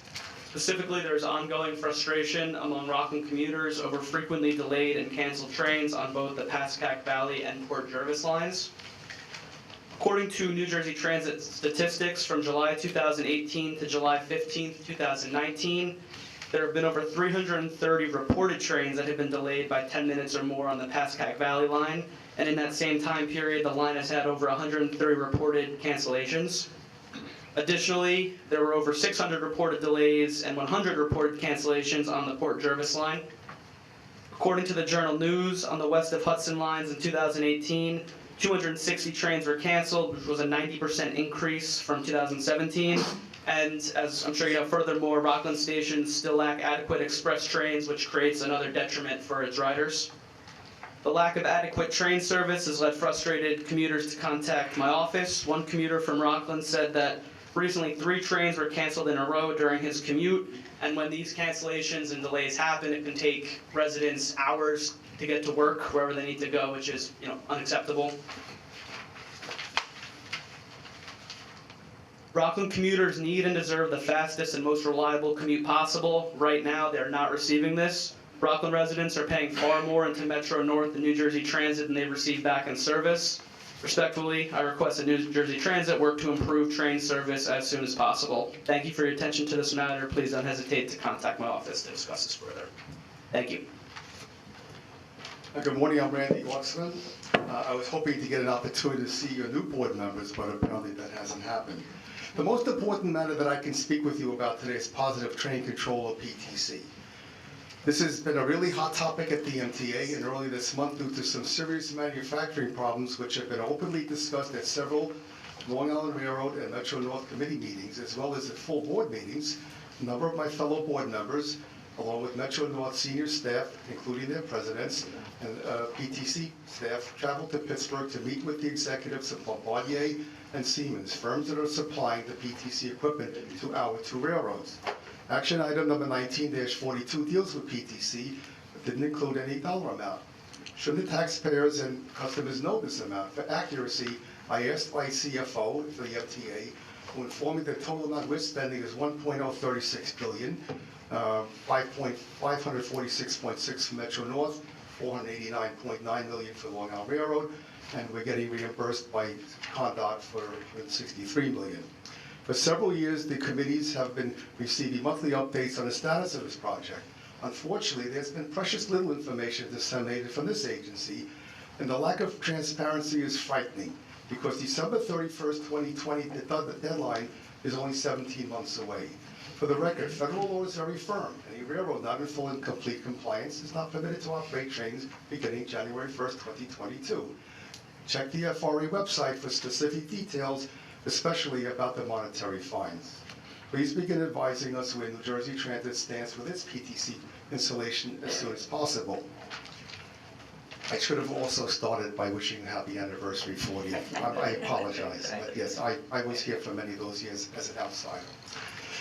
Last June, service notices were issued canceling nearly 24 trains system-wide, including my two Metro North Express trains on the Pascack Valley line, which we pay you to operate. At the same time, we also lost our Friday-only train, which was used by Sabbath observers, those who need to get home before sundown, and others taking advantage of a Friday getaway. It's bad enough that we have a 2-hour service gap in the afternoon and also in the morning, and this is an inconvenience. The service notices reported this was being done to install PTC, and that the trains will be restored in the first quarter of 2019. Well, we're into the third quarter now, and there's still no firm date when we'll get these trains back. And my constituents ask me all the time, when will we get these trains back? So it's my turn to ask you and your staff, when are our customers going to get our trains back? I also made a request that you don't sacrifice your everyday train customers to provide any kind of rail service for this American dream that's scheduled to open soon. We've waited long enough to have our trains restored to pre-2018 service. Thank you very much.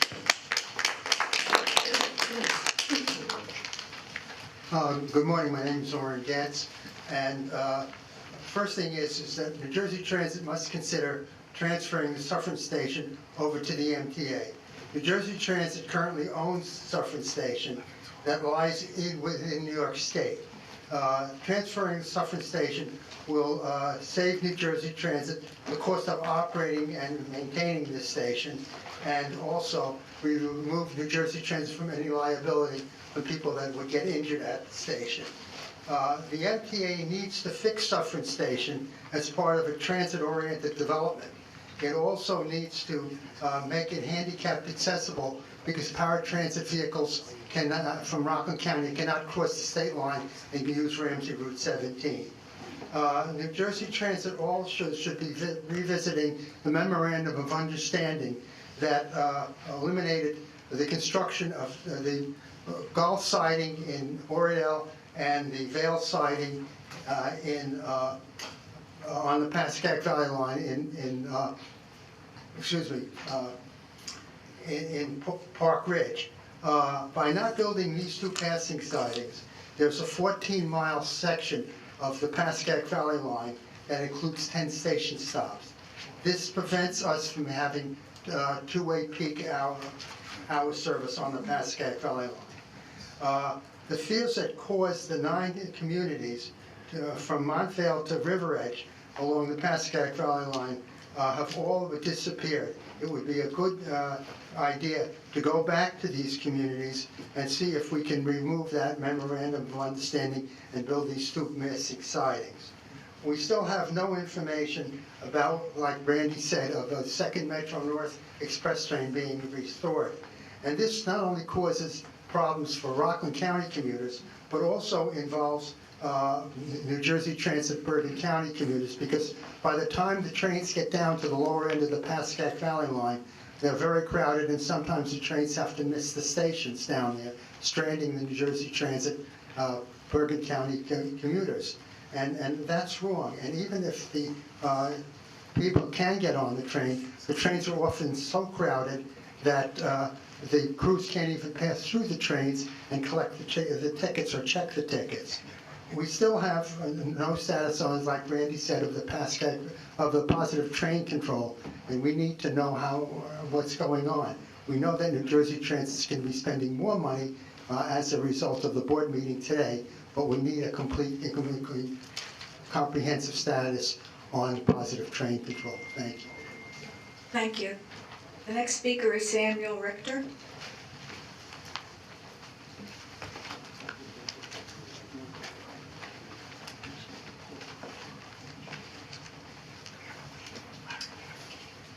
Good morning. The catalyst for my appearance is an incident which occurred 12 days ago on a Riverline light rail, in which as the train had slowed to a stop.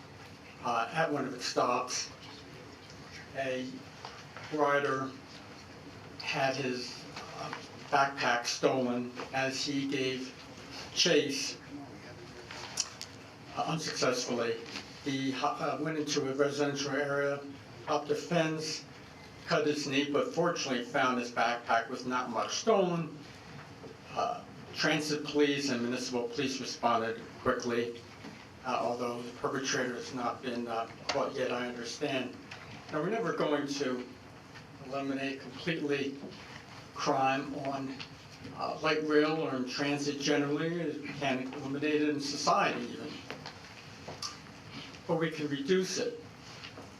But more importantly, what can be done is to reduce the everyday nuisances which occur at least on that light rail line. I was struck coming up today on the Northeast Corridor how much, as I've noticed before, how much different things are there where passengers are respectful and orderly. Yet on the light rail, we have individuals who periodically, fairly frequently, will be at one end of the cab yelling things and just conversation with individuals at the other end, speaking very loudly, often with profanity. Additionally, other things such as happened to me, which I saw last year. A passenger dropped a coffee cup there, and there was not only no one there to clean it up and no one to report what had happened. These sorts of things, especially the behavior of the individuals on light rail, which occurs too frequently, ultimately endanger the solvency of the light rail because it discourages ridership. One of the things that could be done, of course the easiest thing could be done and cheapest would be to create some sort of quiet car. But I think something else would be helpful in the long run.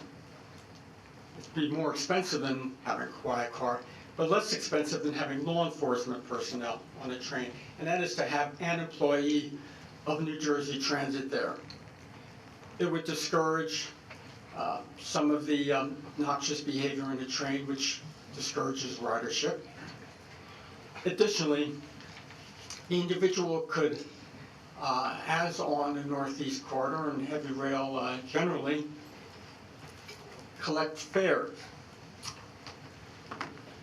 That way, you would eliminate the problem of the free rider, individuals who get on there without paying, And if an individual hasn't paid, they would be expected to pay double or whatever an additional a penalty for having not paid in advance. Instead, we have a ridiculous system where you have to validate your ticket. Of course, there are a few people, not a fairly small minority, but still some people who are new to the line, maybe they're tourists and aren't aware that you have to validate the ticket. And this would be very helpful if there were somebody on the line. Instead, we have this absurd system of absurd gotcha system, wherein we have spot checks which occur. So I think it's critical in the long run to the viability of light rail to get a New Jersey Transit employee on the trains. On a smaller and quicker matter, the automated message board, which sometimes announces what the next stop is going to be on the light rail, is often inaccurate, announcing the stop that had just occurred. So it's a couple of minutes behind the time, and that should be fixed.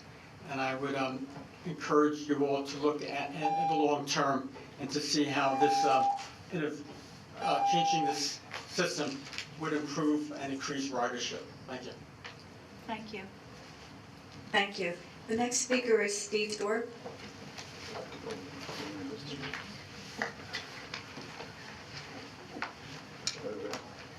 Good morning, Chairman Guccetti, members of the board, staff, and New Jersey Transit, especially those longtime members like Joyce. You're really hanging in there, and I appreciate all you do on a daily basis. Joyce is particularly an unsung hero, and all the people that work like in rail and bus that are not visible to the public, are not seen, but do a tremendous amount of work to make this agency better. So congratulations on your 40th anniversary. And that's where the compliments are going to end. The gentleman just spoke in front of me, hit a soft spot with me. I ride the River Line myself. And the deportment of some of those passengers is ultimately revolting. It's the profanity. It's the loud yelling. It's the loud obnoxious behavior. There are seldom no employees, and you can't expect the police to ride every train. But I mean, and also on the Hudson-Bergen light rail can be annoying too. You know, I've been on all the light rail systems you operate. And in the one that I've had the least trouble on is the Newark light rail, right? Newark light rail is usually quiet and everything else whenever, no matter what time of the day, but you can get some really rough trains on that River Line. I'm going to be riding it next week because I have a meeting to go to down in Camden. So you put cameras on there. The cameras only help after the fact, like maybe with this fellow's backpack that got stolen and stuff, maybe you can ID somebody, but it doesn't prevent things from happening. It's very scary as a senior citizen to ride some of those trains, but some of those people are big and strong, and they could take me out in a heartbeat. You know, so it's a grave concern I have. And there is some lack of deportment of passengers on heavy rail too, not as bad, but it happens. I mean, quiet cars are nice, but half the time people just, if you say kindly to them, you know, this is a quiet car, they're just getting an attitude. You know, and since the crews are not charged with enforcing this, and they aren't, nothing's going to happen. Nothing's going to change. But I have a lot more stuff to talk about than that, but that hit a sore spot with me, so I had to say something. Larry Higgs and Stephen Sterling did a great piece in the Star-Ledger. NJ Transit cancellation alert soaring. 1,600 canceled trains since January 1st to July 1st. That's ridiculous. And I've said it many times that we need a schedule you can realistically operate, not a Cinderella schedule. Most people in this room and most people that ride the railroad want to know that the 8:30 train will be there at 8:30, about 99.9% of the time. That's not the case. I was just looking at Departure Vision last night for Penn Station. 2 trains were canceled almost within a half an hour of each other. One was a Trenton Express train, which meant all the people from that train had to go to the next train, and on and on and on. I've said this over and over again. Give us a schedule you can reasonably operate and you can keep, not a schedule that's imaginary, because you have to cancel so many trains. I understand your situation. You don't have engineers to run trains. That's understandable, and people do understand that. But when you start saying you're gonna run train A, B, C, and D, and train B and C never operate or don't operate 80% of the time, that's a concern. So Larry Higgs and Steve Sterling did a great job on this piece. It's something that's an eye-opener. Another thing I got a big problem with is the dual power locomotives. Kevin, you mentioned about the dual power locomotives before. The Raritan Valley line has no direct service to New York. Those locomotives are nothing more than another locomotive being used. I think they're $35 million a copy. They're not cheap. They're not even going to New York right now because you do have crew shortages and things. But as I said before, if you look at the Northeast Corridor timetable and you look at the Raritan Valley timetable, the size alone can tell you there could be some work done to look at those trains to see if you can get a couple slots for Raritan Valley into New York. It's not impossible, it requires work. Nobody said it's going to be easy. But I think you should really, as a service to those folks over there, look into that. I'm a resident of Winfield, which is equidistant to Cranford or Windsor. I also wanted to find out, I haven't been here in a couple of meetings, I also want to mention one other thing about the speed, about the PTC. This shouldn't be a secret item. This is a cash cow for Parsons. How much money is being spent there? This is something the public needs to know. And I also would like to know what's going on with my friend, Mr. Grady. Mr. Grady is patiently waiting. I wasn't at the last meeting, so I don't know what transpired. I heard a little bit about it. But I would really like to see something done to help this man. He's been waiting a very long time. Thank you. Thank you. The next speaker is David Peter Allen.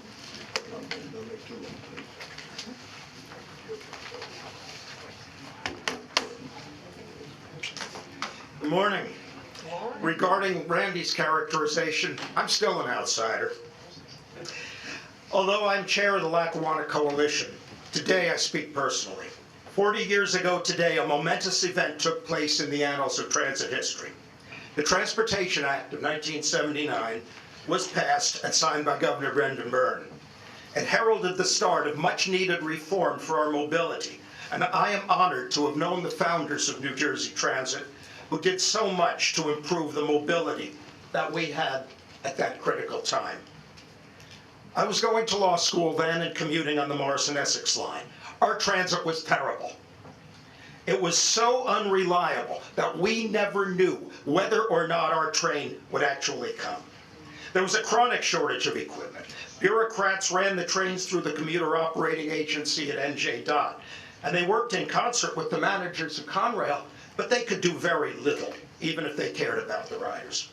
There was never enough money to run the transit we needed either. In short, the situation was very much like it is today. To make matters worse, Public Service wanted to get rid of its vast bus network. But there were differences. Some reform-minded people wanted better transit and fought hard to get it. The one I honor the most passionately is the late Senator Frank Herbert, who sponsored the original bill. I served with him for several years on SCATTERTAC, the Senior Citizens and Disabled Residents Transportation Advisory Committee. He often told the story about how he fought relentlessly for transit reform, especially since Public Service wanted to abandon its bus business and the New York City subway. He spoke of the strong support that he got from Governor Brendan Byrne. Despite fierce opposition, especially from the privately owned bus lines, the bill passed by a single vote. I also honor Lou Gambaccini, the commissioner at the time, who got New Jersey Transit started and assembled a team of managers who later became industry leaders. Some of them are still active, and I recognize them today. D.C. Agrawal, who issued the check to Public Service to buy the bus company. Art Gazzetti, who today is Vice President for Policy at the American Public Transportation Association, APTA. Rose Sheridan and Fran Hooper, who are APTA staffers today. Martin Robbins, who was later director of the Voorhees Center at Rutgers. Stanley Rosenblum, president of Sistra Consulting. And Joyce Zuchek, who is still with us as board secretary. And these are in addition to the people you recognized in your video. The crisis that gave rise to New Jersey Transit also gave birth to the rider advocacy movement as we know it. The Lackawanna Coalition was founded shortly before New Jersey Transit, and our sibling organization, the New Jersey Association of Railroad Passengers, NJR, just after. Al Papp and Jack May have been on the scene since then, and they're still active. Bill Wright brought his advocacy to the advisory committees. Jeff Marinoff advocated so strongly for better transit in South Jersey that much of the rail transit we have there today would not be here if it weren't for him. As a lawyer, John McGoldrick fought to save the Princeton Dinky in 1975, and he was given a seat on the original board, which he held for 29 years. There are more recent managers too. Jim Greller, who's here, the king of the BMT. Al Fazio, my colleague from Railway Age, and Stan Feinstein, who's still going strong in San Francisco. And I can't forget the First Lady of American Transit, the legendary Shirley DeLibero. Yeah. And Jeff Warsh, a man of great vision. I have been honored to know all those people and know what they did. The mobility we have today is our legacy from them. 40 years ago, we had a press corps who asked probing questions and held the decision makers' feet to the fire. We need that sort of inquiry now, and more than at any other time since then. And I urge my fellow journalists to ask the questions like, what service improvements will this year's budget increase at New Jersey Transit bring to us? I will do my part at Railway Age too. When we needed reform in our transit 40 years ago, people like Frank Herbert, Luke Ambicini, and Brendan Byrne made sure that we had it. We need it again today, but this time our elected officials have let us down, at least so far. But we still hope for improvement as we celebrate with New Jersey Transit on this very special day. I will conclude with a presentation from the Lackawanna Coalition. Last month, we passed by acclamation a resolution congratulating New Jersey Transit on its 40th anniversary and congratulating the original employees who are still making their contributions to better mobility for all of us. I hereby present counterparts of the first resolution regarding NJ Transit to Commissioner Diane Gutierrez-Gichetti and President and CEO, I have to get used to saying that, Kevin S. Corbett. We also honor the original employees. We present the second resolution to Joyce J. Zuchek, Board Secretary, as representing them. Congratulations, New Jersey Transit.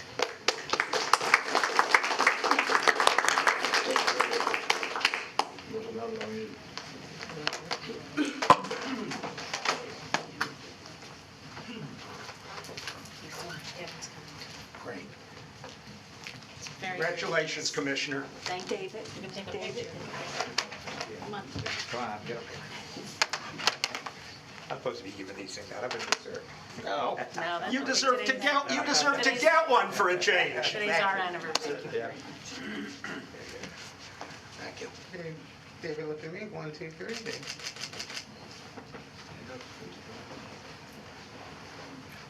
Thank you so much. Thank you. Very, very nice. Thank you for your service, everybody here.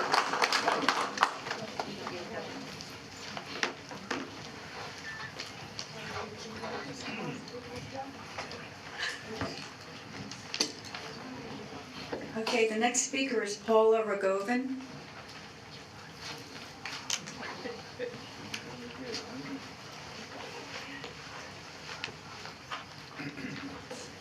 Hi, I'm Paula Rogovin from the Don't Gas the Meadowlands Coalition and the Coalition to Ban Unsafe Oil Trains.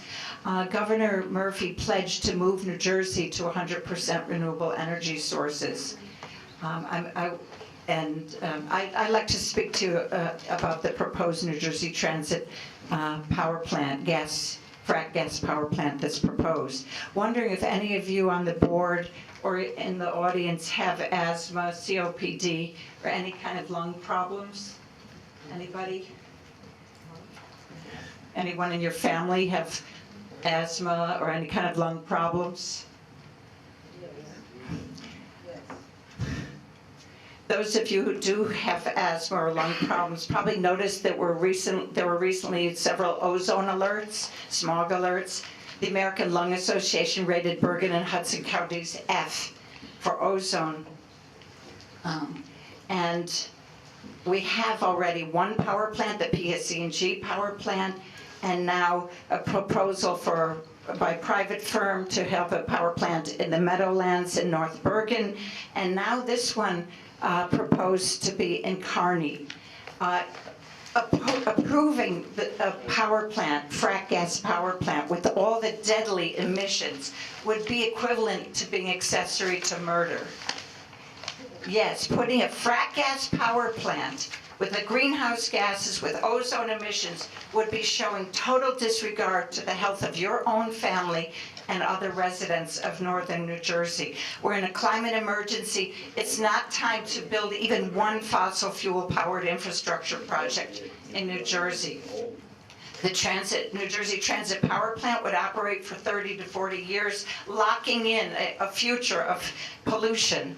New Jersey Transit would have to buy ozone credits from facilities that are closing. So imagine if you buy the ozone credits, who gets the ozone?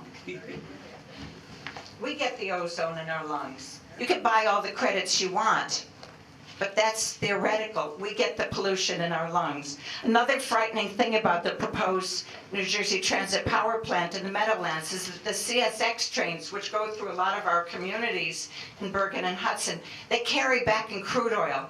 They go through, on July 9th, we marked the 6th anniversary of the tragedy in La Magante, Quebec, where a train carrying the same back in crude oil that goes through our communities, the train derailed, exploded, killing 46 people, leaving 25 children orphans. Back in crude oil explodes at a lower temperature than other crude oils. Any spark would endanger people in the entire region. The Meadowlands is a flood zone. We know that. Obviously, we know that. Trains often derail during floods. The Trump administration is now rushing the approval for the transport of even more dangerous liquefied natural gas. Placing a power plant near the CSX trains could spell death. Death. Please don't even consider allowing a fossil fuel power plant. I plead with you, save our lives. Vote no for frack gas power plant. There's solar, there's wind, there's storage batteries. We have plenty of people probably sitting in this room who could help come up with a plan to provide electricity 24/7, electricity that would keep us safe, that would keep us healthy. Thank you. The next speaker is Cassandra Worthington.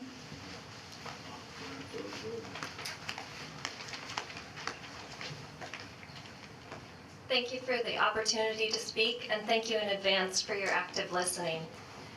My name is Cassandra Worthington, and I'm the North Jersey organizer at Food and Water Watch. This organization has over 65,000 members in New Jersey. We are part of Don't Gas the Meadowlands, which is a coalition of over 50 organizations, including Sierra Club, Hackensack Riverkeeper, Clean Water Action, Environment New Jersey, and Coalition against the Coalition to Ban Unsafe Oil Trains, and more. Members from the Don't Gas the Meadowlands are here today in opposition of NJ Transit Grid Traction Power System, this gas power plant that will provide 140 megawatts to New Jersey Transit and proposed in Kearney. According to the draft environmental impact statement, this $526 million taxpayer-funded project would emit more than 500,000 tons of carbon dioxide equivalent emissions each year. The project presents a wide range of serious negative public health, safety, economic, and environmental impacts, and threatens the historic and ongoing recovery of the Hackensack River and the New Jersey Meadowlands. At a time when we must rapidly transition our grid off fossil fuels and onto 100% clean renewable energy, approving a new power plant that would burn fracked gas 24/7 for decades would reverse the progress of this region's energy and climate mitigation accomplishments. Building resilience against future extreme weather events like Superstorm Sandy it should be a critical priority of New Jersey Transit. But we cannot build for resiliency by doubling down on fossil fuels. Approving a new long-term source of greenhouse gas pollution will only accelerate climate change, increasing the frequency and severity of flooding, storm surges, at sea level rise, and risk to our environmentally sensitive Meadowlands communities. We urge you to protect our health, safety, economy, and environment by rejecting this irresponsible and destructive project. We call on you to aggressively pursue grid resiliency for NJ Transit and other critical public infrastructure with 100% clean renewable energy technologies such as wind, solar, and battery storage. The proposed power plant would operate in an area of Hudson County that is already struggling with significant air pollution. The county has a failing grade from the American Lung Association for exceeding high levels of ground level ozone. As someone with asthma, I'm speaking to you personally. Based on the American Lung Association State of the Air report, Hudson County already has significant populations with pediatric and adult asthma, COPD, and and lung cancer. Their conditions will only be exacerbated by additional air pollution. If this plant is built, more residents from Hudson County will incur the physical and financial health care costs associated with increased pollution. The only way we can protect our communities from the worst impacts of air pollution and climate change is by stopping the expansion of all new fossil fuel infrastructure projects. We hope that you heard the student leaders at our 500-person march in the streets on May 18th against the first proposed Meadowlands power plant. Clara Kim, a high school student at Palisades Park, said, "Today we live in a world where we have to fight for the privilege to breathe clean air. We need you to fight alongside us for clean air and a livable climate. We ask you to do everything in your power to protect the public health, safety, and economy and environment of our New Jersey communities by opposing the second proposed power plant in the Meadowlands, the New Jersey Transit Grid Project." Thank you. Thank you. The next speaker is Jan Barry Crum.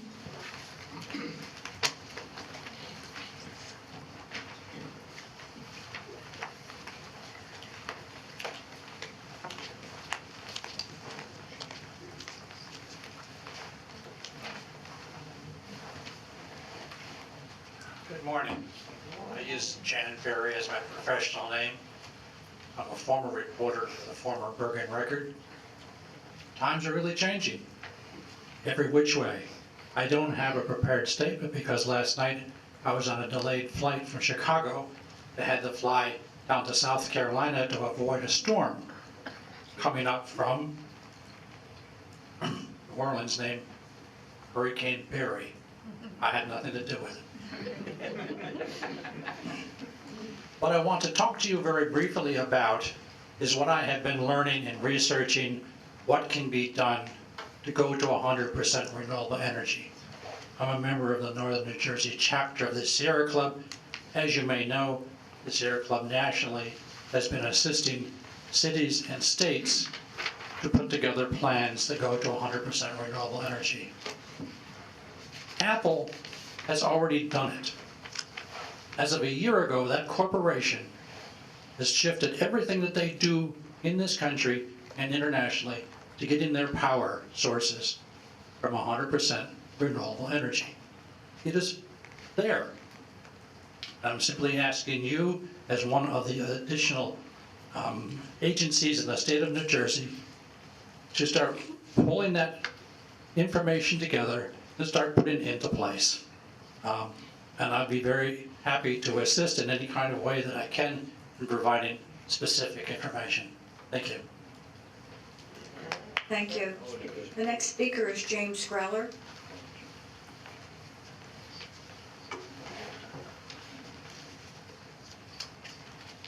Is James Greller here? Okay, we'll move on to Sally Geller.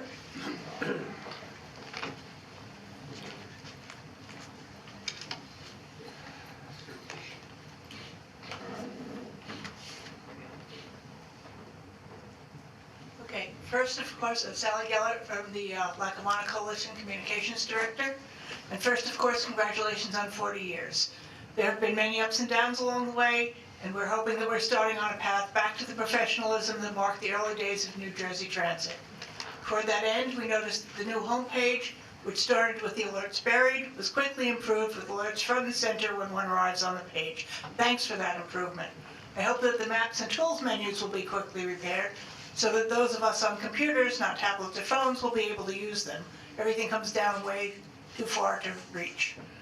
I see that you're celebrating with the Heritage Stripe multi-level cars, as reported by Bill Bantuono in Railway Age. We would also like to see 2 other lines honored, the Erie and our Heritage Rail line, the Lackawanna. I would like to thank Mr. Corbett and his staff for the color graphics in the director's report. It really makes them legible for the first time.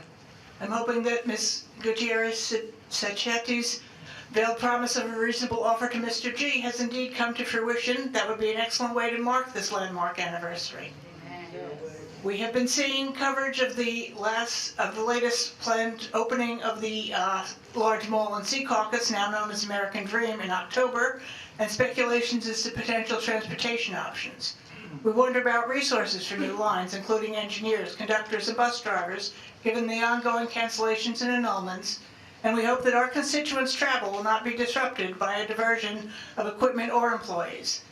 In addition, the distance from the Meadowlands station to the major mall attraction seems to make the train service impractical. The number of employees and visitors projected would seem to indicate a market, but given the current status of New Jersey Transit service, we are concerned. Don't start anything new until you get what's really running, or should be running now, correct. Today is the first day of hearings for the state's draft energy master plan, and we note the large proportion of greenhouse gases attributable to the transportation sector in New Jersey. We encourage New Jersey Transit to electrify as much as possible, but we are concerned about your plans for a gas-fired power plant in Kearney, as mentioned by the environmental folks. Although there is FRA financing of the project for purposes of resiliency, we note that distribution, not a lack of generation capacity, was the issue during Superstorm Sandy. In addition, I would have thought, after so much equipment was lost in the flooding of Superstorm Sandy, that construction on a floodplain would have been off the table. Apparently not. New Jersey Transit has been having, as I said again, enough trouble maintaining full transit operations. You should not be creating an expensive New Jersey Transit Power and Light, complete with office buildings and numerous employees. With the administration talking about the need to move quickly to renewable energy, this is a step backwards. The solar microgrid component of what is being called the New Jersey Transit Grid is only 4 megawatts of 140, less than 3%. Less than 3% solar renewable. If there's an actual need for new generation, which we doubt, we would prefer to see experienced experts from private utilities meet those needs without fracked gas, and to see state agencies following the administration's stated goals rather than going against them by creating yet another fracked gas power plant. Although I'm speaking for the Lackawanna Coalition today, I, along with Coalition members Steve Thorpe and David Peter Allen, are members of the Senior Citizen and Disabled Residents Transportation Advisory Committee. And as individuals, not speaking in any official capacity, we're glad to recognize another year of grants to our county paratransit systems. As we come up to a census year, we hope that New Jersey Transit is involved in getting complete census counts so that these grants can be properly distributed. I know the ScatterTAC chairperson, Basil Giletto, is here to officially represent the committee.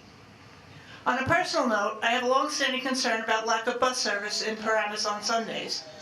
My 90-year-old mother has to drive to Maywood on Sundays to pick up my dad's aide, who arrives by bus on Saturday. That means that I must be sure to be there on Saturday morning and when the aide leaves at noon so that Mom can leave the house and someone is with my dad. I would be there anyway, most likely, but I'm sure that there are other households in similar situations. Yes, there are reasons other than shopping to go to Paramus. I attend the UU Society on Forest Avenue, which I can reach by the same bus RA takes, but only 6 days a week. I worry about inclement weather for my mom, a 3-hour shift that does not justify the cost of a taxi or a taxi substitute for the aide. No doubt we'll muddle through, but it's unfortunate that the buses either do not run on Sunday or end before Paramus. To finish, in addition, living in Woodcliff Lake, it has been frustrating to hear trains going by my house every 2 hours during the weekend and never stopping. I would like to see trains leave Spring Valley a minute or two earlier to include a stop in Woodcliff Lake, maybe even at the other neglected stop on the line, Teterboro. Again, congratulations on 40 years. Thank you. The next speaker is Tim Sevener.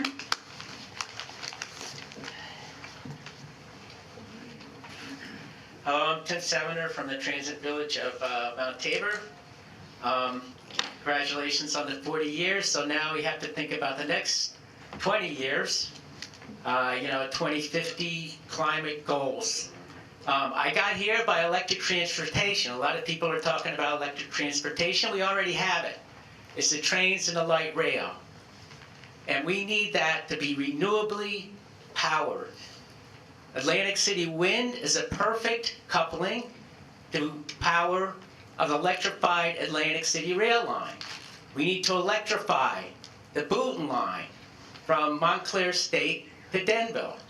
We need to electrify all our rail lines, and then instead of building a frack gas plant in the middle of the Meadowlands, which is really, it's the worst place, vulnerable to flooding, we need to build solar microgrids.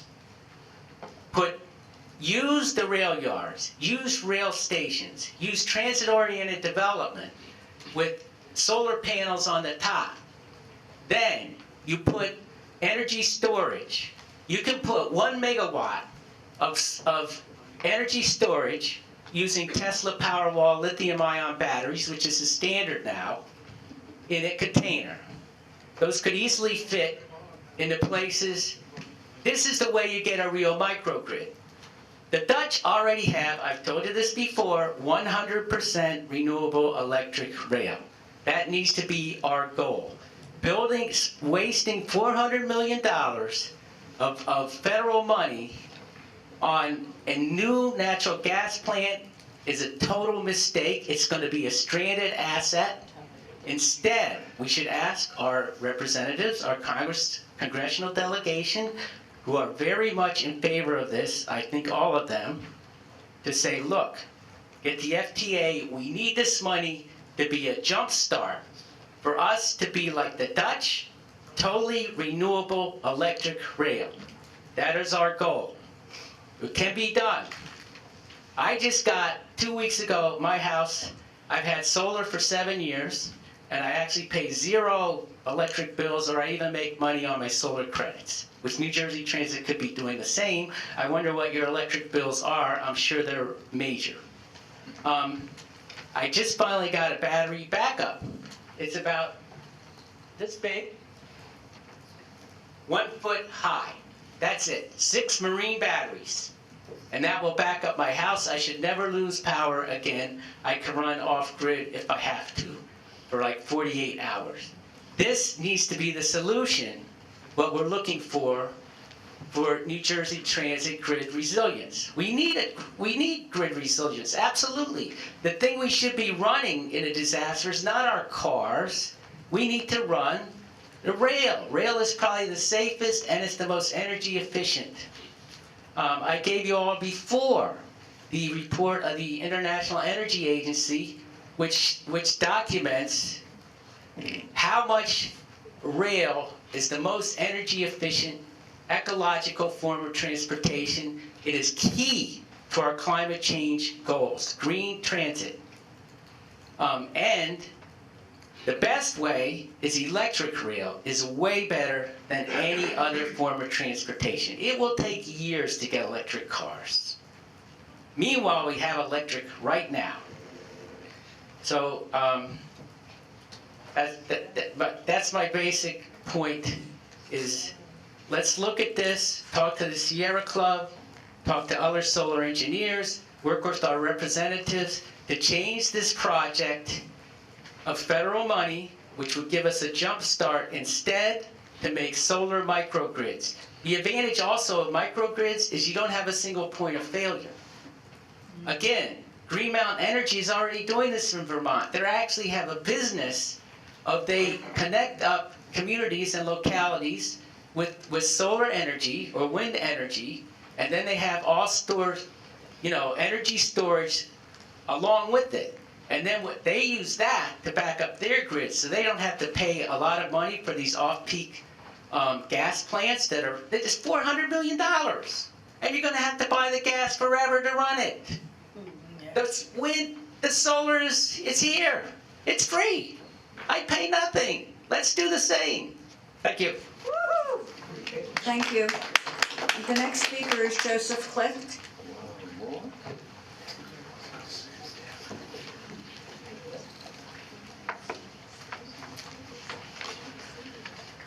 Still good morning.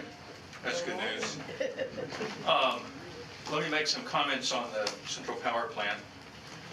Calling it NJ Transit Grid is hiding behind the renewable part of this. I think one of the people today said 4 megawatts of renewable power, 140 megawatts of gas-powered power.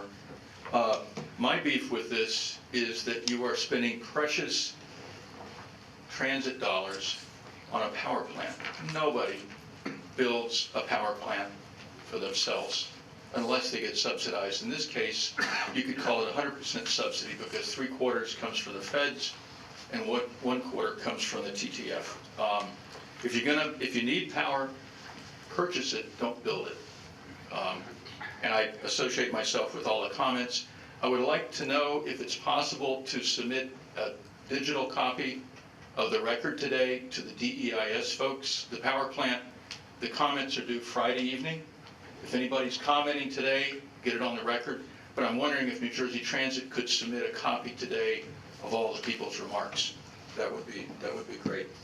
Let me go to my prepared remarks. 40th anniversary is great, but I have to say that the anniversary present we're getting from this administration is one of opacity. Action items. A year ago, you stopped providing information on action items. And it just continues on. Let me first say that my handout today, the second and third pages, it's a year exactly to the day that I came in here and I said you don't qualify for the $800 million grant for the Portland North Bridge because you don't have enough trains.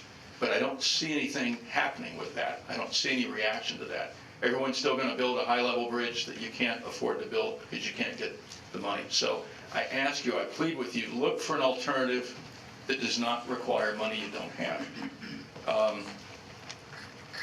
And then the operating budget. I hope the media today get all over you guys about the $50 million. Now, you didn't ask for the $50 million, but you got it. The simple question is, what are you going to do with it? And I would argue that you've had 3 or 4 months to think about it. You should be able to say, this is what we're going to do. Project A, Project B, these buses, these trains. If you don't have resources to run stuff, can you spend the money wisely? Don't just bury it. But I really hope the media go after you all today to get answers, to break through this wall of opacity that seems to have permeated the place. Delco lead, number 43 today. This is more money wasted on a project that isn't needed. Jim Weinstein is long gone. This was his excuse for having drowned 400 cars and locomotives because he didn't move them out of a floodplain when Sandy was coming. You got to stop the Delco Lead project. That money should go into another tunnel under the river.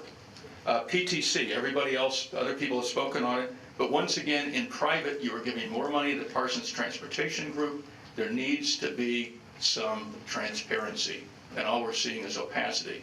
And by the way, Caltrain fired Parsons Transportation Group when they ran into trouble. You all just seem to keep shoveling the money out the door. It would be nice to know, for a change, when you give them $10 million, what are you getting for that specifically?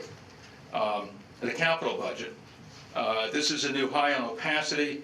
There are no comparisons with fiscal 19 dollars. You always used to do that. There's no capital uses by program category. There's only 6 pages in the package today. Last year there were 18. And I was asking for more last year. You're going in the wrong direction. And my last item on our prepared remarks is the operating budget. Once again, a new high in opacity. If you look on the handout, you'll see on the left is last year's budget. You've got all these expense categories. This year, you've got over $2 billion in 3 little items. And by the way, your numbers don't even match. the fiscal $19 you approved last year in August aren't the same numbers that you're talking about today. I don't know why. You'll see the two notes here. I don't know why that is. The other thing you don't do, you don't compare just to budget. Everybody else in the world really compares to projected. You have 11 months of actual numbers. You should be talking about projected as well. And once again, 5 pages instead of 11. But on the 40th anniversary, I would like to see the reversal of this opacity process. It's a sad present for 40 years. I'd like you to change that. Thank you very much. Thank you. The next speaker is David Case.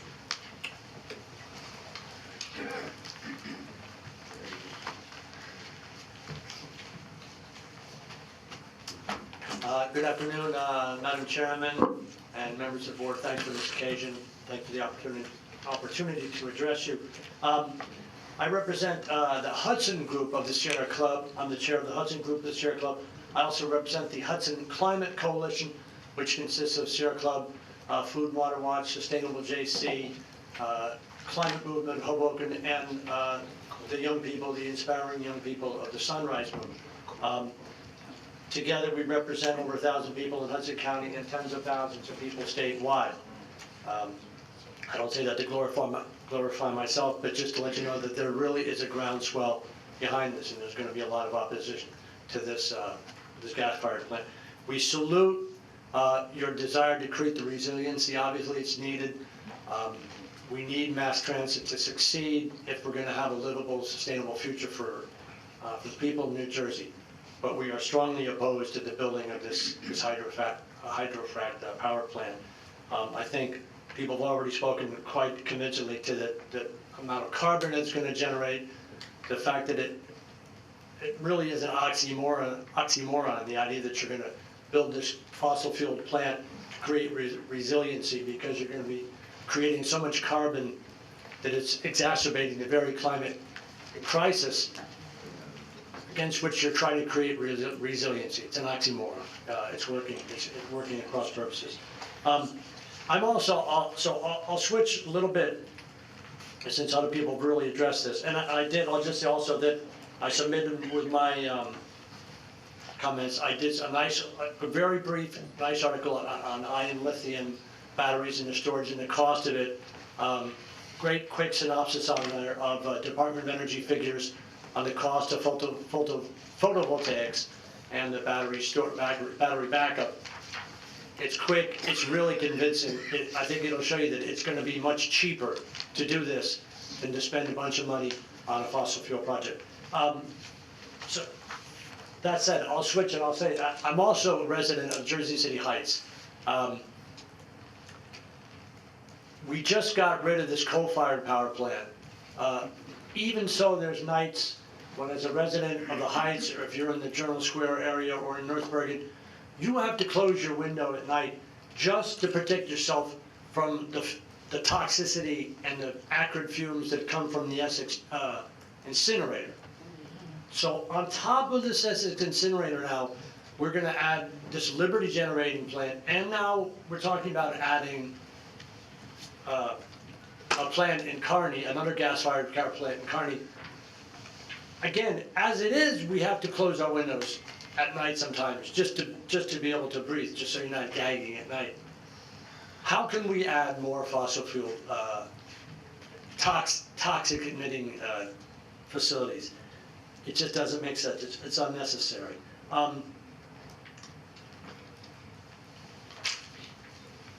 This is an opportunity. New Jersey historically has been a leader in innovation. We can practically look, I'm sure you can probably go from the roof here and look to see where Edison had his labs. Jersey was a leader. Just a few short years ago, we were a leader in renewable energies. People on this board are here because they're smart, capable, experienced people. We look to you for leadership. The technologies, the solutions we're talking about are really not solutions of the future. They're now, as has been expressed. We look to you for leadership. Let's make New Jersey a leader in innovation and sustainability moving forward. Let's not plod forward with 1970s technology like so many zombies walking towards a climate precipice. We need leadership. Thank you. Thank you. Next, we have 4 speakers on behalf of Russell Grady. The first and last speaker will have 5 minutes for comments, and all other speakers will have 2 minutes for comments. The first speaker is Errol Kerr.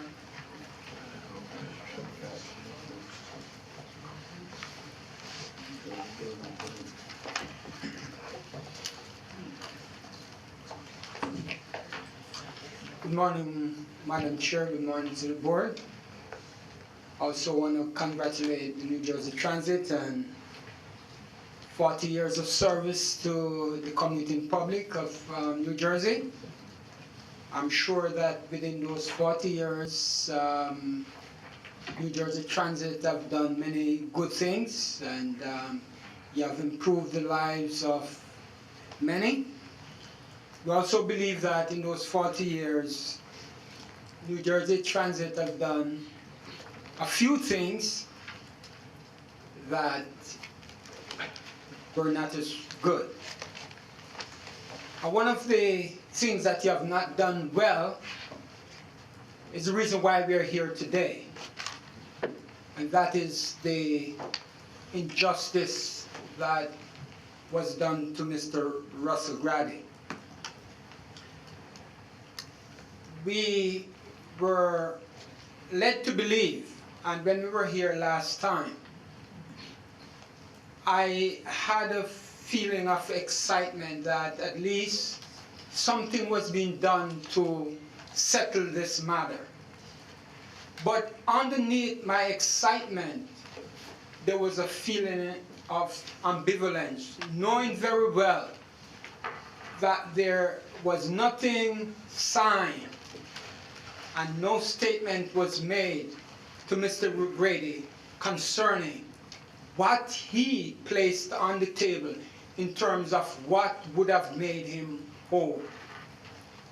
So we were called to a meeting, I believe it was last week, and what was presented by New Jersey Transit was woefully inadequate and insulting to the losses that he suffered, both financially and emotionally. I think New Jersey Transit do understand the gravity of what was done to Mr. Grady. He's not here asking New Jersey Transit for anything that he's not deserving of. He's not asking for that. What he's asking New Jersey Transit to do is to be fair and to be reasonable. This man was rooted out of his business, and you cannot take what was on the table 15 years ago in a negotiation today and say this is a starting point. How many of us would want us to lose our salary and push it back to 15 years ago? None of us. So you have to deal with today, the value of today's dollars. That's where you start today. And what was presented to Mr. Grady was insulting. It's a re-victimization of Mr. Grady. He's not hungry. And because he's not hungry, he's not going to accept the pittance that was placed on the table. Somebody who's hungry would gladly accept it. But he's not hungry. He has his self-respect to deal with. And that's the reason why, to what was presented, he said no. He's not going to accept that. So my appeal to the board today is that you consider the suffering, the losses, the pain that he went through, and work around all of those things to present something which is reasonable. you can just pull something out of the air that is unrelated to any practical fact of the case and say, well, this is my answer. No, your answer should be pegged to his suffering, his losses, and his self-respect. Thank you. Thank you. The next speaker is Donna Nelson Ivy.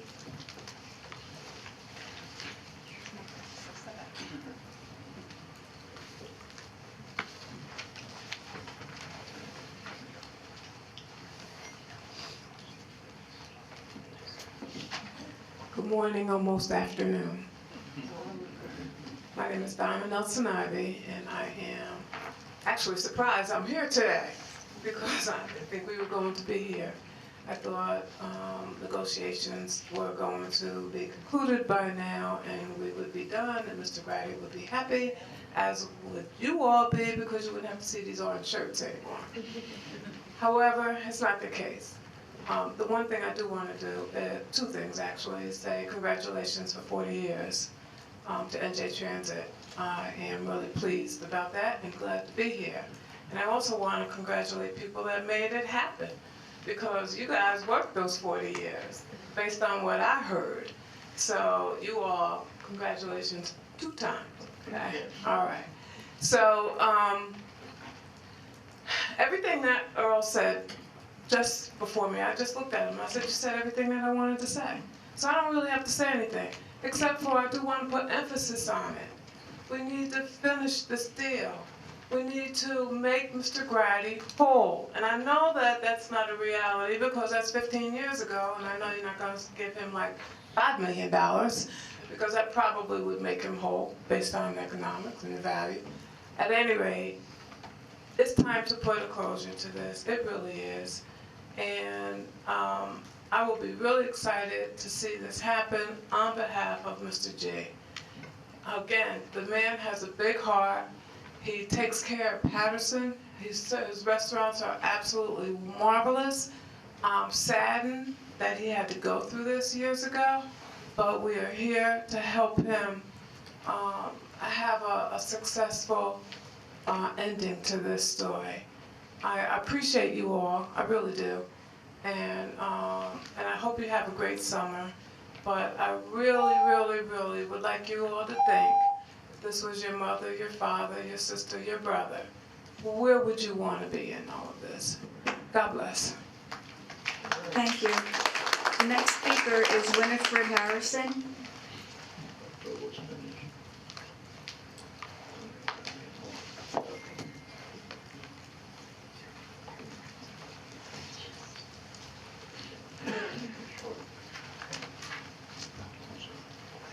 One minute to say good morning, so good morning, everyone.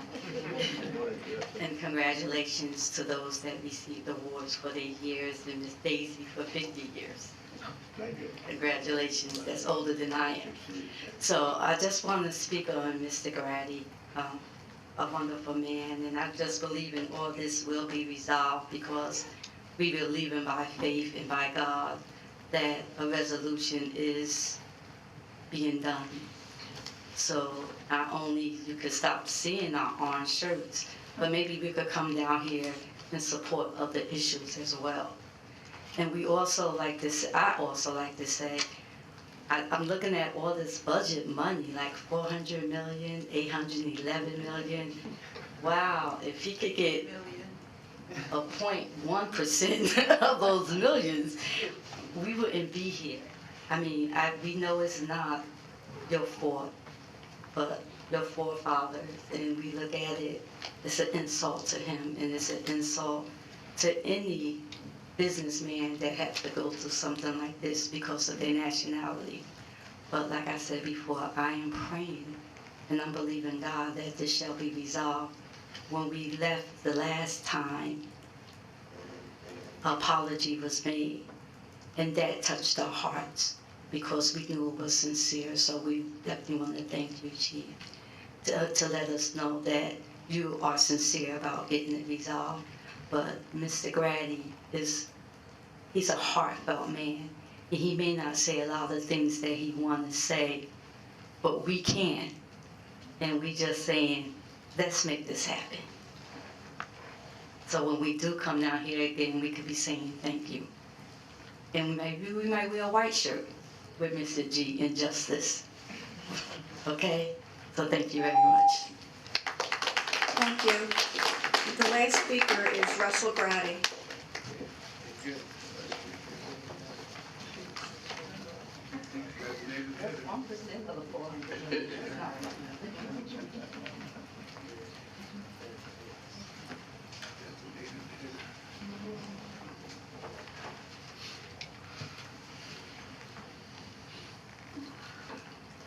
To the board, to the audience, particularly those few people who are with me here today. Congratulations for 40 years that you've been operating. Believe it or not, I've been coming down here for 2.5 years, but I feel like it's been 40. I honestly do. I'm standing here in sort of in awe and a little confused, because I felt that we was backside at this point. I had met with Mr. Snow in May, before the May meeting. And we had a document that he had put together. He himself put it together. And we discussed that document. And he asked me at that meeting, Mr. Grady, what would you want to settle this? I told him. We discussed it. We wrote a number down. He said, okay. I take it back to the board. But he didn't seem, I'll be fair, he didn't seem optimistic that it may or may not be accepted. But I'm assuming that he took it back to the board, and I was to hear from him. After a couple of weeks, I did not hear from him. I called him up. He seemed angry when I called him. He said, did New Jersey Transit call you? I said, no, they did not. He said, I would get in touch with them, and they should be getting in touch with you. So, excuse me. I said, okay. 2 days later, I hadn't heard from New Jersey Transit. I called him again. He still seemed angry. Came to the board meeting, and when the chairperson said what she said, and she should have said it because she was right with what she said, I believe this board's heart is in the right place. I'm not sure that the advice you're getting is good advice. When we left the last meeting, we were under the impression that this board had been presented all the documents, including that document that stated the number that I had said we would settle this with. And when she said that, I was sure you had looked at those numbers and you had made a decision. Evidently that wasn't so. Next thing, I was told that Mr. Snow would be talking to me. And instead of this thing being settled with information that you had, and I believe it was stated that we have all the information we need, we have unraveled this thing and we're ready to make a decision. You guys will not have to come down here again with your orange shirt. Naturally, we left very happy that you had stood up and do what, and I know this is a difficult decision for you to make, very difficult decision for you to make. And I hate to see you in this position, but a decision had to be made. We left here believing, particularly me, that you had looked at all the documents, and it was his duty to bring back to you the document that we talked about, that you was acting upon that document. After that, I was told to talk to Mr. Snow. And instead of us being near a settlement, it's starting all over again. I thought you had made a decision as to what you're going to do. Whatever it was, you had made that decision. Mr. Snow came back, he was happy, very happy. Oh, we can start negotiating again. And I said to Mr. Snow, to his face, that Mr. Snow, I don't think you are capable of being fair to African Americans. I believe that to my heart, that as long as you're gonna give me Mr. Snow to deal with, this case will never be solved. Wow. I tried to tell you, and I said to him, Mr. Snow, I believe you have an agenda beyond that of being an attorney for New Jersey Transit. I've been talking with him. I know what he's like. Again, is if you're gonna say, go to Mr. Snow, we will never solve this problem. Hopefully, I have hopes that we can do it at this juncture. Okay? I don't know if you're gonna do it. But I'm saying, please, board, let's solve this problem and go forward. As African Americans, I know you could look at us and say, you're not worth very much. Most of you on welfare, don't have any jobs, you live in a ghetto, so what can you be worth? And some people have that in their psyche. As an African American, you ain't worth anything, so why should I give you anything? Matter of fact, you don't even have a right to be here. And if we go beyond this, I'm gonna lay it out for you, New Jersey Transit. If you're a writer, an investigative reporter, and you wanna get the Pulitzer Prize, you go back and investigate in terms of how New Jersey treated me over the years. Not just in 2004, go back to 87 and see all the stuff that they did to me that I'm not gonna try to bring up here today. But if I have to go back there, I'll bring it out. It is totally ridiculous how this agency, this state agency, just couldn't understand how an African American could run a successful business, paid his rent, paid his in-debt service, did everything wrong, promised to put me out and put me back in, and you never did it. And that's a tragedy, total tragedy. Again, I have hopes, and I believe this board's heart's in the right place. You're gonna have courage to step up and do something decent that we can move beyond this point. Hopefully, we're gonna have to get into the September meeting. If we do, we have to go to that level that I promise you that eventually we might have to go to. Appreciate you guys so much.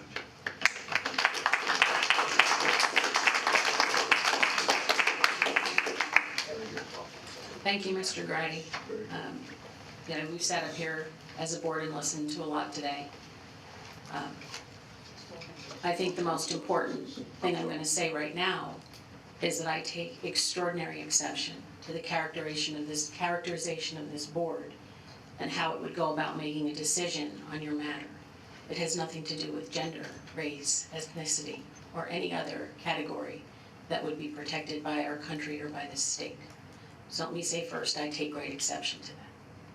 Yes, at the last meeting, I apologized to you. I apologized because no one had been back in touch with you, and there had been a communications issue between the Attorney General's office, where Mr. Snow works, and this agency, and we resolved it. What I guess, and you forgive me, because maybe I spent one too many years in Florida, but what I would say what breaks my heart is that we have reviewed, or I've reviewed the documents, and I understand what transpired through the legal process all those 15, 16 years ago. And this board has a fiduciary responsibility to its riders, to those who support us, to be responsible in the way we adjudicate matters on behalf of this agency. And you may not necessarily like some of our board items. There might be folks that disagree with a microgrid, or someone may not think that we're electrifying buses quickly enough. That is absolutely within the public's right to come here and express to us month in and month out. But this agency is ready to settle with you, and I understand that you have a number.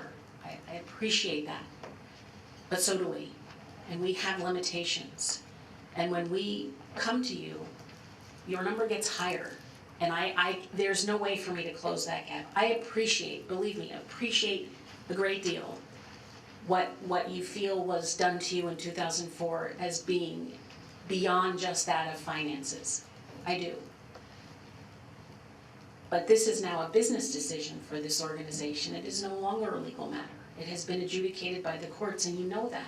I agree. And so what we're doing now is to a large extent out of compassion for the situation that you are in. Even if you believe the dollar amount isn't what you believe you're entitled to for the 15 or 16 years you've had to wait, it is what this agency can do. And I would suggest to you probably more than many who sat in this chair before me. And I don't know how, I know 2.5 years, I don't know if you came to the agency over the span of the years from 2004. You know, I cannot, and this board cannot, and the CEO and president cannot correct what happened to you in 2004. No way. We can offer what we believe is a number that we can justify publicly, that we are comfortable is right. That, again, you know, we're not a court, we're a business. That we believe we can go forward with and make certain that all those who we are responsible to agree with us, right? That's how this works. And so the only thing I can suggest to you, if you would not like to come here in September, is that negotiations must be reasonable and they must be based in that fact which we have. We cannot just create a number and decide that's the number we should pay you. And I heard your advocates and talk about a number that was 15 years old isn't valuable anymore. Personally, I don't necessarily agree with that. I could tell you there are a lot of employees in this room that would tell you, you talk about their wages, that went 9 and 10 years without increases, okay? And so I can't make that right for them either. I can do as much as I can to make it right, but it will not be what should have been right however many years ago it might have been. I can only do what's right, given the facts I have in the time I exist. I have great faith in God too. And I have to make sure when I put my head on the pillow at night, I have done as much right as I can, knowing it'll never be perfect, right? That's the goal, every day. So I have to ask you, and by the way, Joe Snow is not your problem. Joe Snow has no hidden agenda. Joe Snow has been, I say an advocate, is as anxious for us to settle this matter and be as fair as we can. But we all work in government under constraints. It's just who we are. It's always been that way. And any number we come up with is a number we have to be able to understand and be able to explain and stand behind. And I appreciate that number's not maybe one that you like, but I believe it is one that comes through compromise. And I believe it's one that at least is an acknowledgement of this agency, that you have come here, you have asked for something. Whatever happened in 2004 didn't go the way it should, whether it's by papers of the court or otherwise. Again, in 2004, I was happily running a toll agency. But we're doing our best. We really are. And I'm sorry that you don't like the numbers we've presented. We've yet to talk about the numbers in this public venue, and maybe one day we will. But at the end of the day, I need you to really reflect on where we are. Reflect on bringing this to a close. Coming to some settlement number that we all can live with. And that you can move on and continue to do your good work in Patterson. And hopefully we can move on and never allow something like this to repeat itself. Madam Chair, I appreciate you taking this opportunity to explain yourself here. And truly, from the bottom of my heart, if I offended this board in any way, I'm sorry about that. I didn't mean that.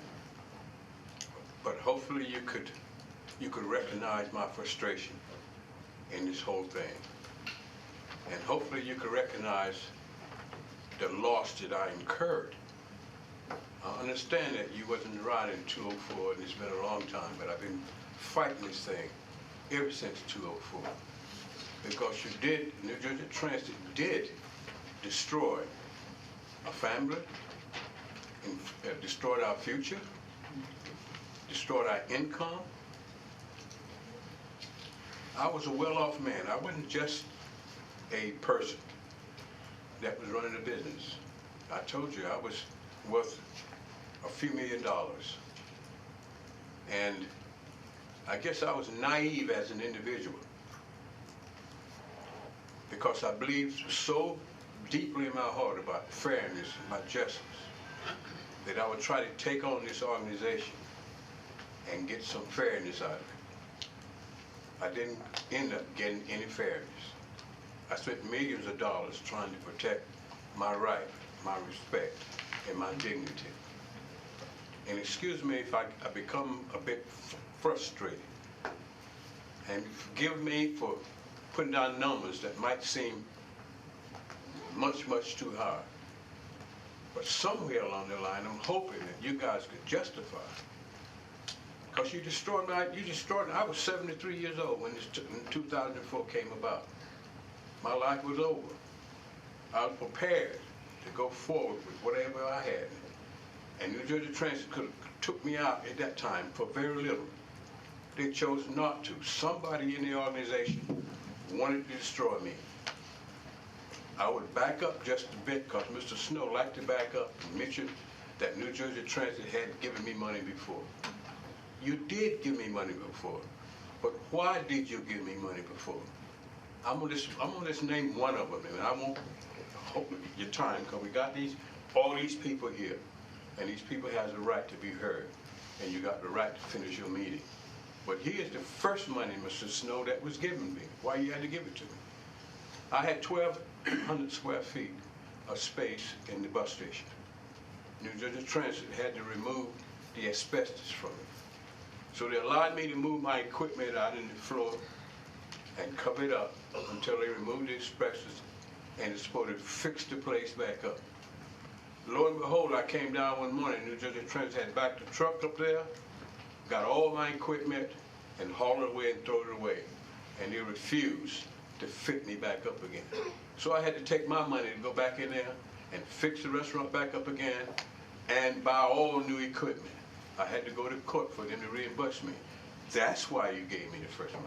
And I can go on and on and on. I'm telling you, it's ridiculous in terms of the time and the effort that this company spent just to bring down an African-American man. And if you go and look through the whole entire record, you won't find where I did anything that was wrong, anything that was illegal. I paid my rent on time. I bet you I'm one of the best vendors you ever had. I run the first class restaurant. I paid my rent on time. I paid my debt service, and I didn't know anybody. But between EDA and New Jersey Transit, you did something that's unconscionable. And all of them is asking is for justice. Excuse me. And you have to go as far as you can to try to make sure I get something decent out of this, because it's ridiculous what you're offering me now. I got a wife that was operating. She was doing the books and stuff at that time. And then you shut her off. She was getting old. She had started to get a little dementia. And I'm telling you, after she got out of there, and for days and days, honey, when are we going back? Honey, I said, darling, I don't know. It's up to New Jersey Transit. I'm saying you didn't cause that to come on, but I'm saying you hastened her. Today, she needs 24-hour service. She can't take care of herself. If I went back to her and said to her now, darling, New Jersey Transit finally came through, they did something decent, she would know what I'm talking about. Yeah. I'd be surprised if she know who I am. That's a tragedy. And when I hug her and kiss her and said, you did something, I hope it's decent, because that's when I'm going to have tears in my eyes. Thank you for your time. There are no further speakers. And we'll continue with the agenda. I'm going to call upon Tim Riley to present the advisory committee report.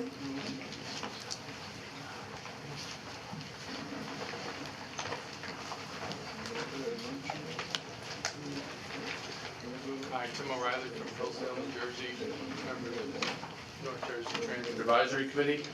And I was asked to be here for Sue Mack today, and it's such an honor to represent her here at the meeting, and to not only say that such an advocate she is for so many people.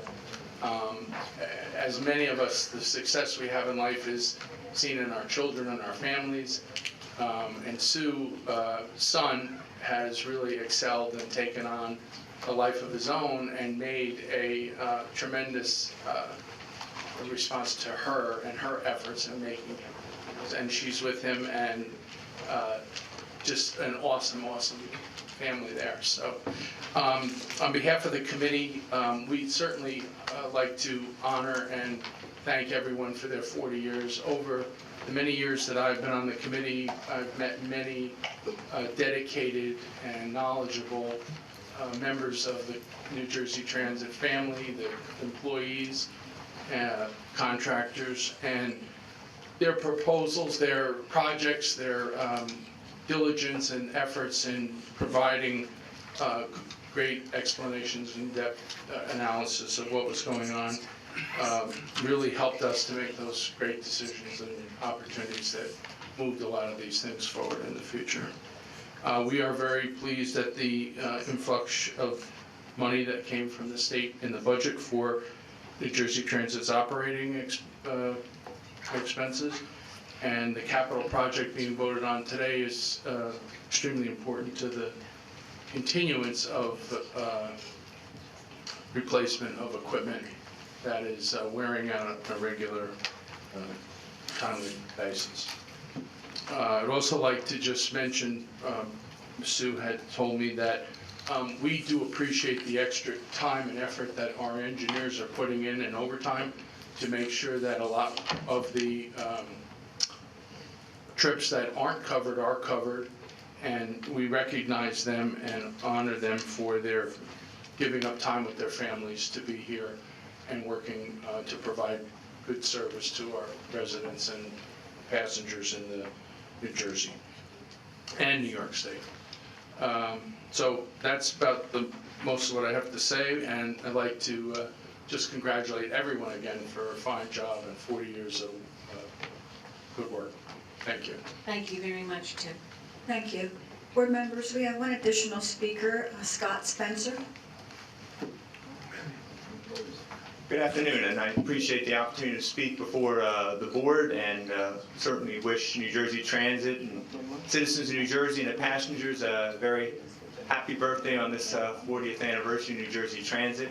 I appreciate the opportunity to be here because I was actually with New Jersey Transit, believe it or not, 40 years ago today when it started out. I was an operations assistant for the rail operation as a college intern, and began my rail career here with New Jersey Transit. So it's a sentimental day for me to be here as well.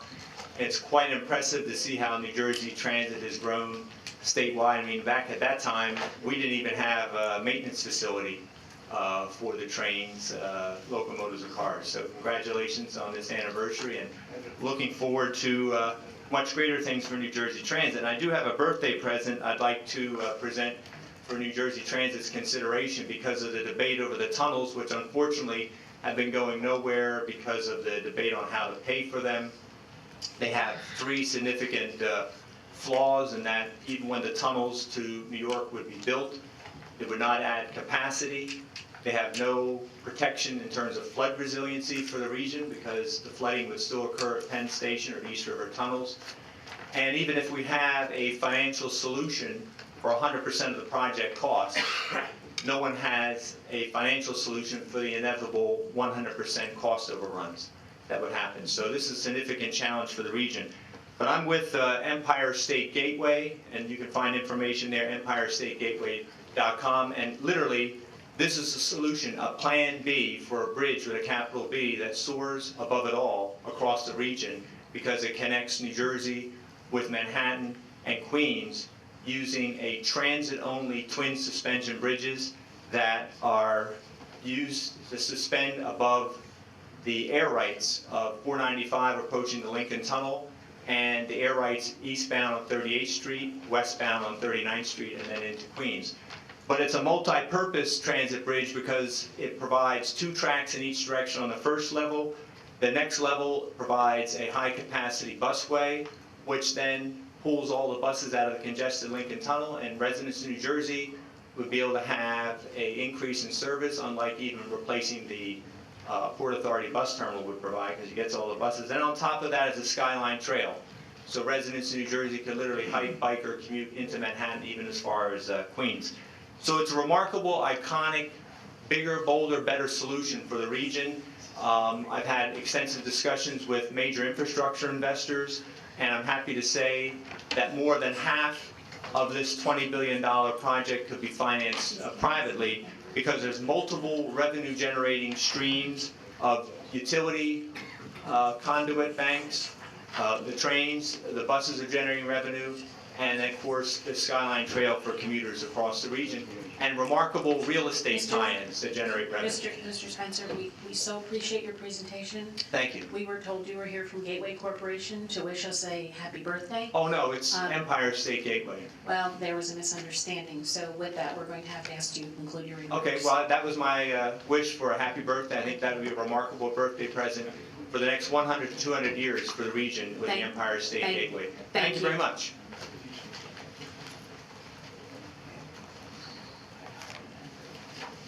I'll now call on Basil Giletto to present the Senior Citizen Disabled Resident Transportation Advisory Committee report.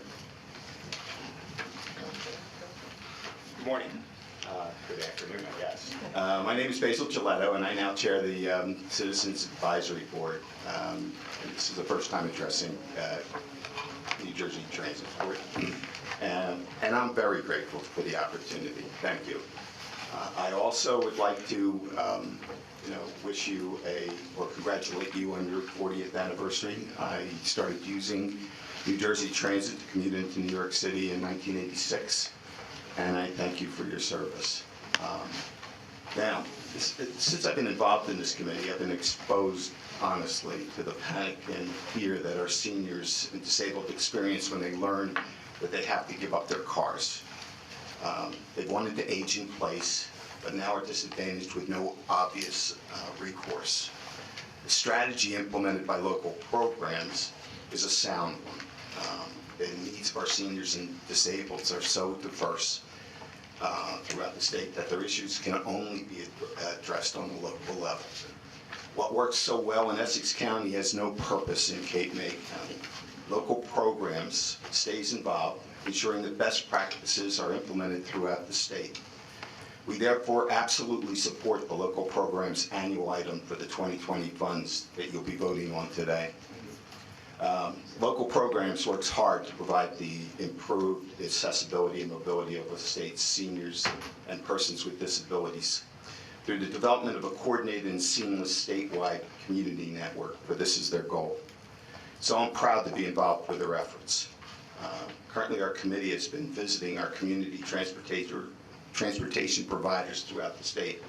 And what we're finding is that they're doing an incredible job, but there's many challenges, such as providing service beyond their service areas and beyond their normal hours of operations. The funding is strained while demand is increasing so dramatically with the aging population. Now, something that's complicating this whole issue is something that I'm seeing when I attend some of the public meetings that local programs provides. Most seniors I met have no idea what's available to them, even locally, and don't know where to get it. They are incredibly appreciative when your Office of Local Programs can highlight and assist with their transportation options. It's obvious that these people don't use public transportation only because they don't know how. The market is huge and it's going to be growing exponentially for years. Be advised that local programs' annual item assists in the funding to teach our seniors and disabled just how to use both our community providers and New Jersey Transit. It's a guaranteed way of increasing mobility for seniors, people with disabilities, and low-income residents. For this very same reason, I am supporting and will work with our committee to incentivize community providers to integrate their systems with New Jersey Transit's network. It just makes financial sense, and I hope you agree. I'm also involved with the Greater Mercer TMA. Last month, their executive director, Cheryl Kastranakis, partnered with New Jersey TIP to have a conference to train the social service providers within Mercer County on what transportation options are that are available to our seniors and our disabled. The response was incredible. People enjoyed this. They needed to know this. There's a real need to train the trainers.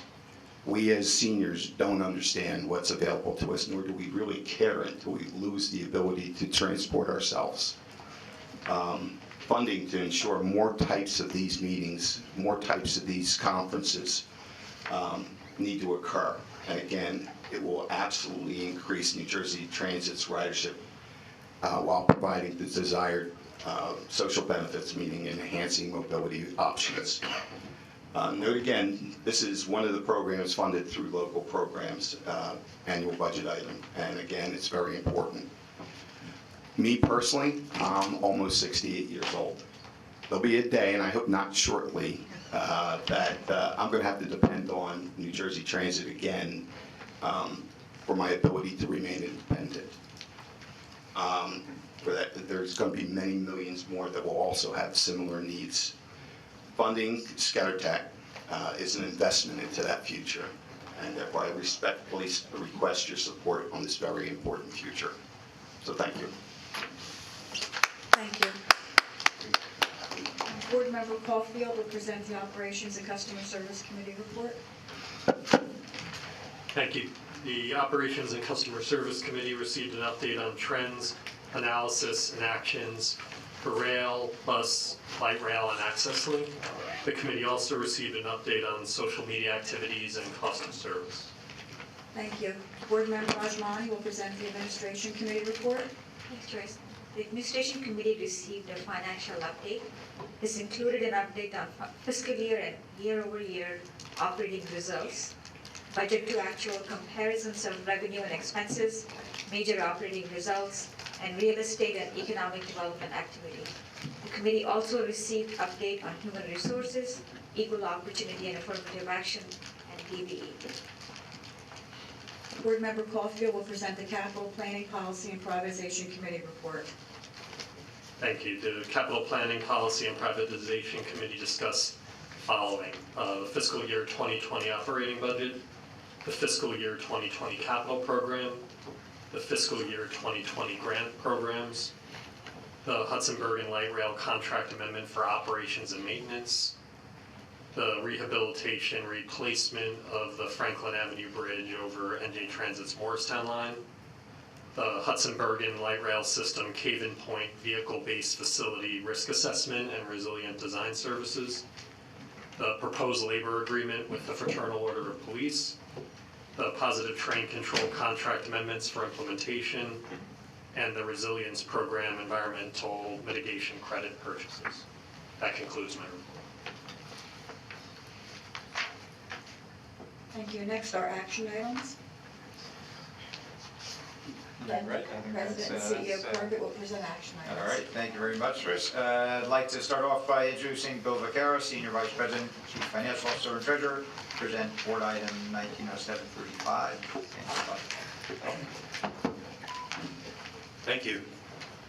We are recommending approval of item 1907-35, fiscal year 2020 operating budget.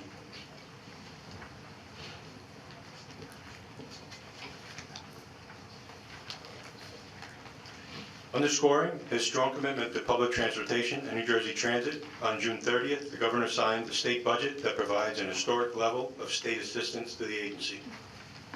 This budget continues the reinvestment in and the rebuilding of the foundation of New Jersey Transit, bringing a renewed focus on our customers, reliability, and safety that so many residents in this state expect. Here's some quick highlights of fiscal year 20 operating budget. At $2.391 billion, the overall budget will see a $75 million net increase, or 3.2% over fiscal year 19. There will be no fare increase in fiscal year 20. The state operating subsidy increases by $150 million, from $307.5 million in fiscal year 19 to $457.5 million in fiscal year 20. Diversions declined by $75 million. This includes the elimination of a $50 million diversion from the TTF capital reserves in fiscal year 19 and a $25 million reduction in funding from the New Jersey Turnpike Authority. Overall, total state assistance in fiscal year 20 will be $668.6 million, which is an increase of $241.6 million, or 57% over the course of the first two budgets under the Murphy administration. Of note, this is the largest two-year increase in New Jersey Transit's operating budget over the past decade. In addition to meeting our increased contractual obligations, the additional state funding will allow us to continue to invest in our workforce to support new initiatives that improve the customer experience through additional services and responsiveness, and allows us to meet state and federal mandates. You'll continue to see these themes throughout the presentation.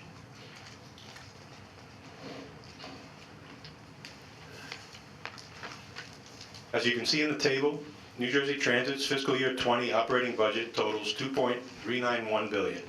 Again, this reflects a $75 million net increase. Yeah, thank you. Thank you. This reflects a $75 million net increase, or 3.2% over fiscal year 19. Over the past 2 years, or since the end of fiscal year 18, New Jersey Transit's operating budget has increased by $173.1 million, or 7.8%. Subsequent slides will detail key components of our fiscal year 20 operating budget. Here you can see where fiscal year 20 operating budget resources come from. First, note that the fare box revenue in orange represents the single largest component of our budget, representing 41%. Tied for the second largest component is the state operating subsidy in red at 19%. This is a direct appropriation from the state's general fund. Other state assistance in blue, which includes another $211 million in combined funding from the New Jersey Turnpike Authority and the state's Clean Energy Fund, is another 9% of the total budget. Combined, state revenue sources represent 28% of the total budget. Capital transfers, here in yellow, while down $50 million from fiscal year 19 budget, will still represent approximately 19%. This transfer represents both TTF and federal capital funds used to support eligible and non-routine operating expenses that help to extend the useful life of the assets being repaired. These expenses include, but are not limited to, engine repairs, axle replacements, and transmission rehabilitation. The last two components, other commercial revenue and all other reimbursements, combined for the remaining 12% of the operating budget. Other commercial revenue represents revenue generated from, among other things, parking, advertising, transit-oriented development, and permits. And then finally, all other reimbursements represent other federal, state, and third-party funds, mostly for planning and expense projects. This next slide provides context for the fiscal year 20 resources, including changes from fiscal year 19 and other trends that we're seeing. For fare box revenue, again, there will be no fare increase in fiscal year 20. The fare box revenue budget remains flat from fiscal year 19 at $985.8 million.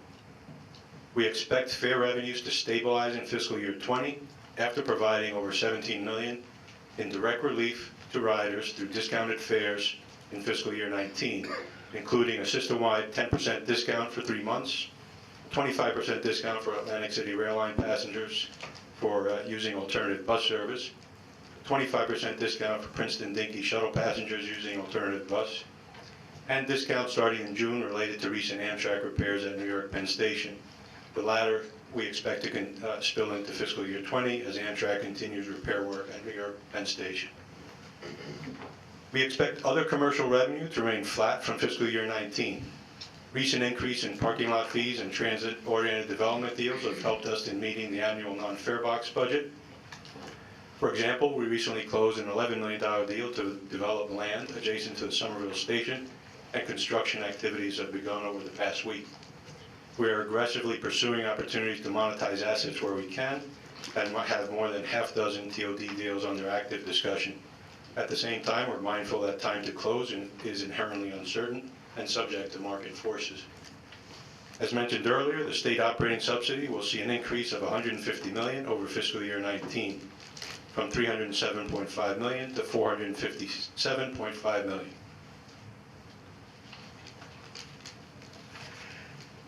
The other this increase replaces $75 million of diversions, as mentioned earlier, from both the TTF and Turnpike Authority. The other $75 million will provide us with new funding to meet contractual obligations and make investments in previously mentioned areas, including customer experience, our workforce, and legal mandates, which I'll expand on in a bit. And then finally, other reimbursements is down by $75 million from fiscal year 19, from $905.2 million to $830.2. This reduction includes the elimination of the one-time $50 million diversion from the TTF capital reserves and the reduction of $25 million in funding from Turnpike Authority. The reimbursement from the Clean Energy Fund remains flat from fiscal year 19 at $82.1 million. Let's take a closer look at the diversions.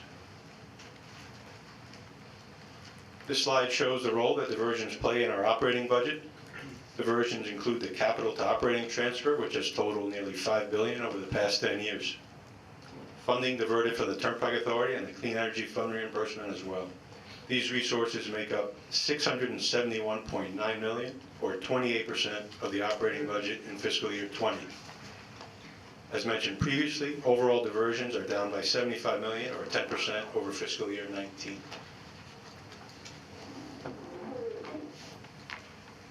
This slide illustrates fiscal year 20 use of funds.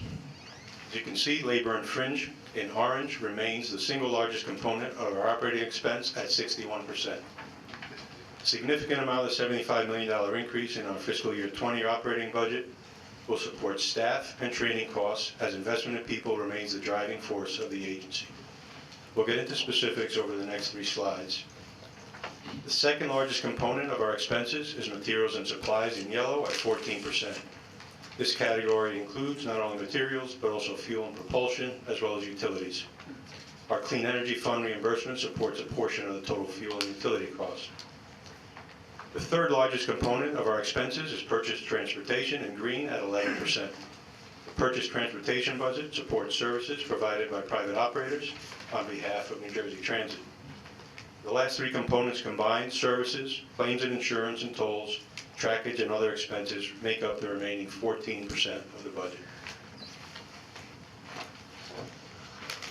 This next slide expands on the planned use of funds and provides some additional context for the fiscal year 20 expense budget.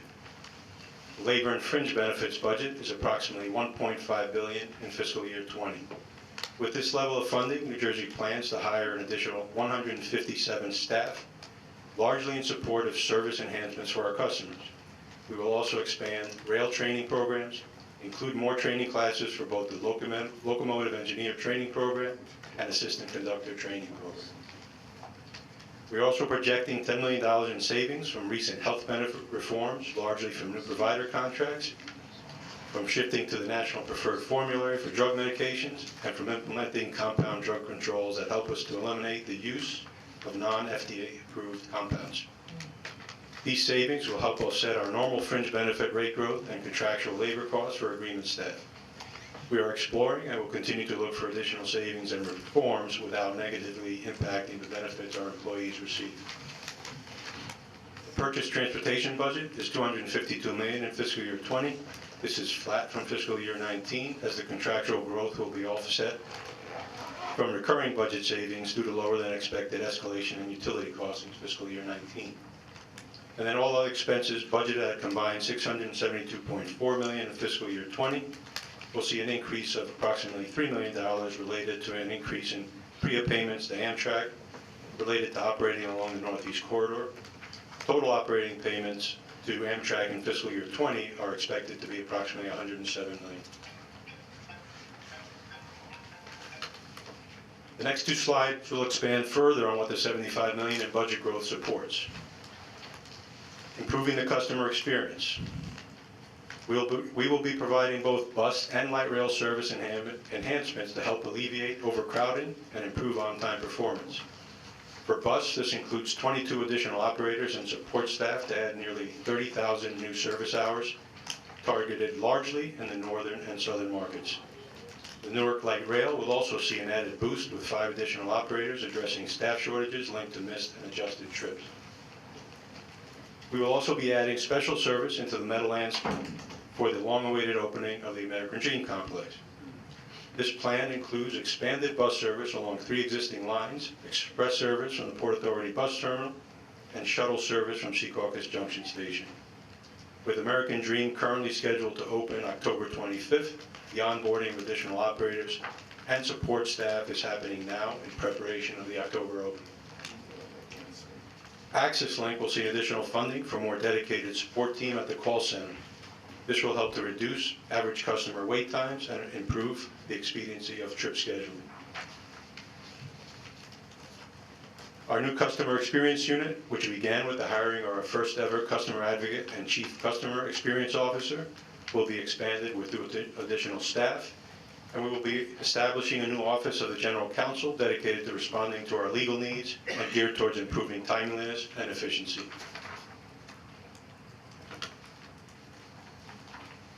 The $75 million budget growth will also help with investing in the workforce. We will put $14.3 million into our rail training programs. That's the Locomotive Engineer Training Program, LETP, and Assistant Conductor Training Program, ACTP. This funding will help to support several classes of trainees in fiscal year 20, equating to nearly 200 trainee hires between the LETP and ACTP to address staff shortages. New Jersey Transit Police Department will receive an additional $1.8 million to expand its ranks with an additional 19 officers. These officers will add more patrol support to ensure that our system remains safe. The last NJTPD expansion was for 25 officers back in fiscal year 17.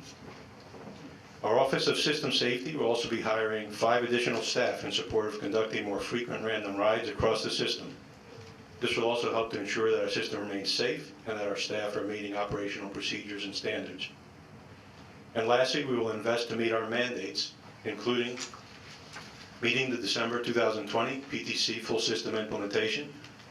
This will require an additional $1.3 million of operating funds, as item and staff originally supported from capital funding now require routine maintenance and become part of normal operating costs. And as part of requirements of the recent reform legislation, we intend to engage an independent firm to study our financial management and our budget reporting practices and compare them to other mass transit agencies around the country.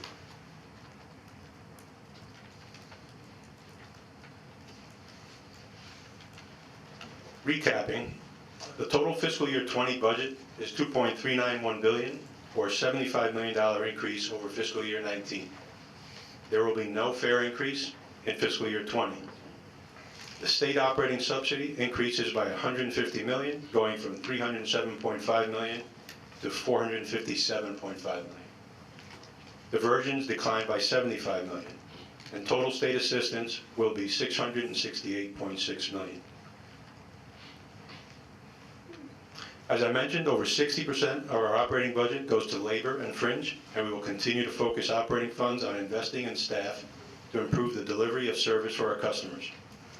Budgeted headcount for fiscal year 20 is 11,870, which is 157 positions, or 1.3% greater than fiscal year 19. Over the past year, our commitment to properly staffing the agency is evidenced by our vacancy rate dropping from 4.9% in July 2018 to 2.7% as of June 2019. And finally, the fiscal year 20 operating budget continues the reinvestment in and the progress towards rebuilding New Jersey Transit.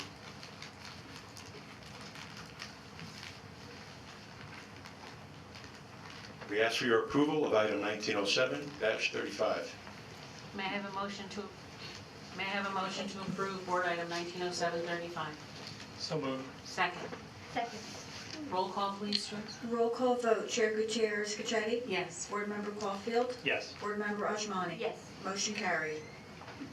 All right, thank you, Bill. I'd now like to introduce Eric DeLeo, Senior Vice President for Capital Programs, to present board item 1907-36, capital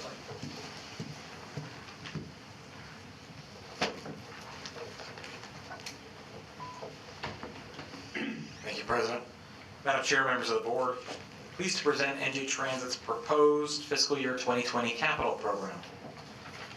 First, I will walk you through the major milestones that NJ Transit met in fiscal year 2019. Then I will review the proposed fiscal year 2020 capital program, essentially a breakdown of our commitments over the next fiscal cycle. And I will also review the proposed fiscal year 2020 capital strategic goals. The ultimate goal of the capital program is to move NJ Transit from reacting to deadlines and repair needs that affect our customers to a metric-based program that prioritizes projects based on life cycle costs and criticality. I will finish with a report on how we are working towards building that future. With regard to the past year and our fiscal year 2019 accomplishments, December 31st, 2018 represented a significant show of progress when NJ Transit met its critical 2018 interim milestone of all equipment installed in our installation of positive train control systems. In just a single year, we progressed 88% of all system-wide installations. That dedication and determination continues as we strive toward our December 31st, 2020 goal to achieve full certification. Significantly, we also took major steps to enhance the customer's experience as we gradually retire our aging rail and bus fleet, cars that in some cases have over 40 years of service.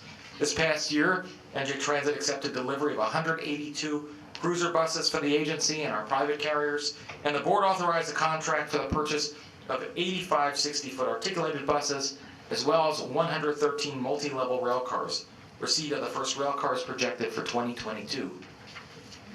Though third-party construction spending was in decline in recent years, culminating in the lowest spending in a decade in fiscal year 2017, we've increased our construction spending in fiscal year 2018 by more than double what was expended the previous fiscal year, and fiscal year 2019 spending is at a 6-year high.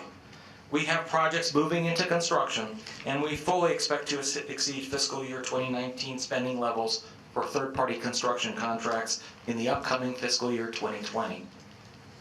Mason Substation is a $232 million joint development project with Public Service Electric and Gas that is designed for the future interconnection to NJ Transit grid.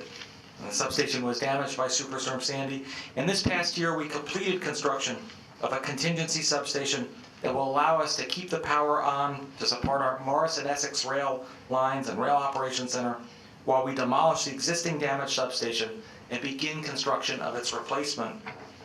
Completing the 69th Street Bridge project was a significant milestone for anyone driving along Tunnelly Avenue and West Side Avenues in North Bergen, right, Commissioner? Absolutely. Since the bridge substantially improves traffic flow in those congested areas, and this administration finished the project in less than 1 year after the construction was delayed by more than 6 years previously. The project provides a grade separation at the intersection of 69th Street and an existing freight railroad corridor in the town of North Bergen. And for NJ Transit, this project paves the way for future passenger rail service on the northern branch of the Hudson-Bergen Light Rail system.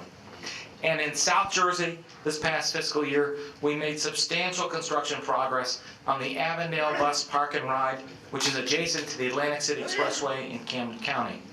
Bless you. In addition to improving the experience for our customers, this major construction milestone will provide accommodation for future use of our planned South Jersey bus rapid transit system. The $7 million project is expected to be completed in the coming months. This past year, we also substantially completed boiler and facility repairs to the Superstorm Sandy damaged Hoboken terminal, making the facility significantly more resilient to climate change and future extreme weather, including by installing a new hot water heating system well above the flood zone, and a ferry ticketing suite and employee facilities relocated to a higher elevation and installed with flood walls and deployable barriers to secure those areas that could not be elevated. Focusing on equipment procurements, this graph illustrates how the investments we are making in new rail equipment nearing the end of its useful life with new state-of-the-art coaches will dramatically reduce the average age of our fleet. The blue line on this chart represents our forward-looking projections for the average age of the entire passenger car fleet through 2024.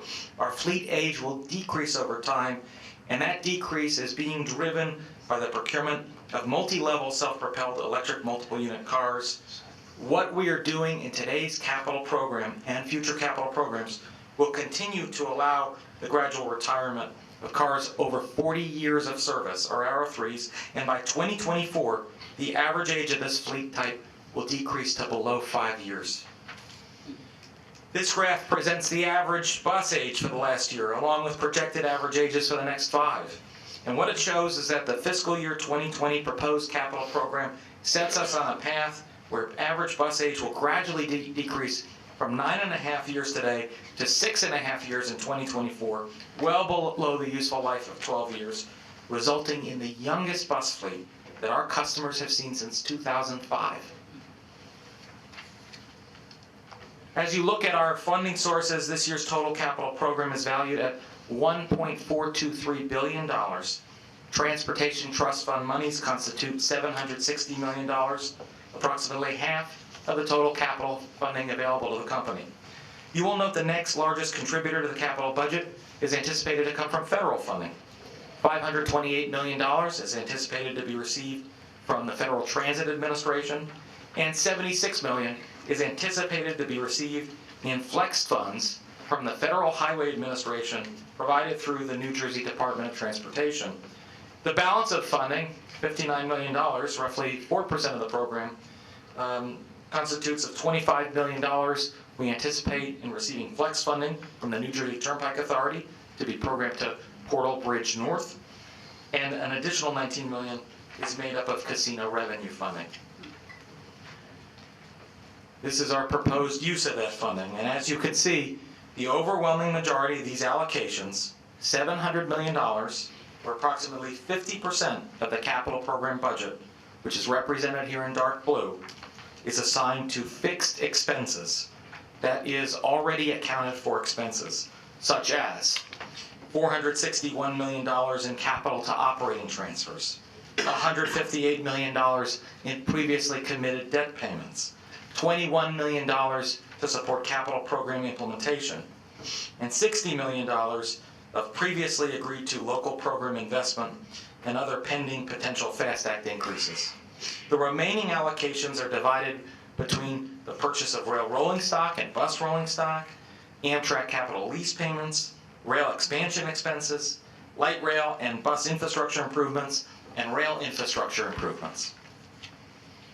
The capital program embraces a renewed call to protect the safety of customers, to enhance the customer experience, restore critical infrastructure, and prepare for the future. Key investment proposed in the fiscal year 2020 capital program includes $4 million for an ongoing program focused on station revitalization efforts throughout the system.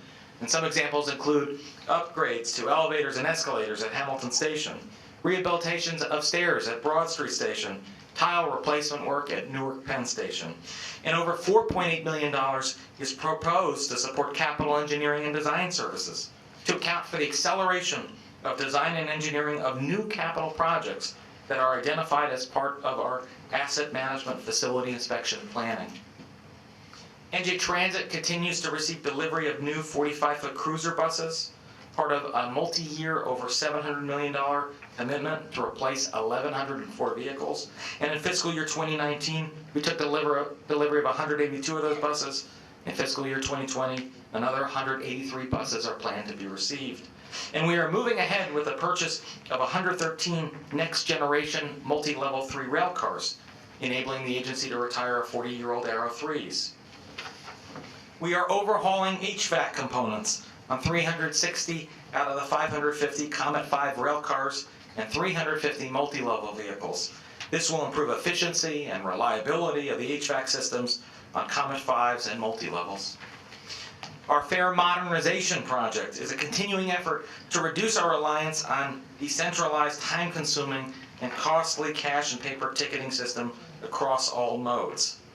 And we are moving ahead with our Elizabeth Intermodal Station reconstruction, this board having awarded last fiscal year a design-build contract that streamlines the architectural, engineering, and construction process moving forward. NJ Transit has programmed over $12 million in our hidden infrastructure, including initiating the replacement of 140 high-voltage substation circuit breakers system-wide, crucial part of our rail operations. And in Maplewood, we're proposing to invest $12.54 million to demolish an existing parking structure well beyond its useful life and construct a new structure that accommodates 600 parking spaces. We are moving ahead with the replacement of Raritan River Drawbridge, a $595 million project. This continued investment in this fiscal year will allow us to advertise and award the first of 3 significant construction projects this calendar year. The fiscal year 2020 capital program allows for continued progress on the Mason substation project I described earlier. NJ Transit has also programmed over $49 million to support the design, $94 million to support the design and construction of a new train storage yard with 5 new tracks and other railroad appurtenances to provide for resilient storage for our rail equipment. The capital program also proposes new investment to NJ Transit's light rail expansion efforts, $33 million to support the Northern Branch Extension Project, and $2 million to support the Glassboro to Camden line.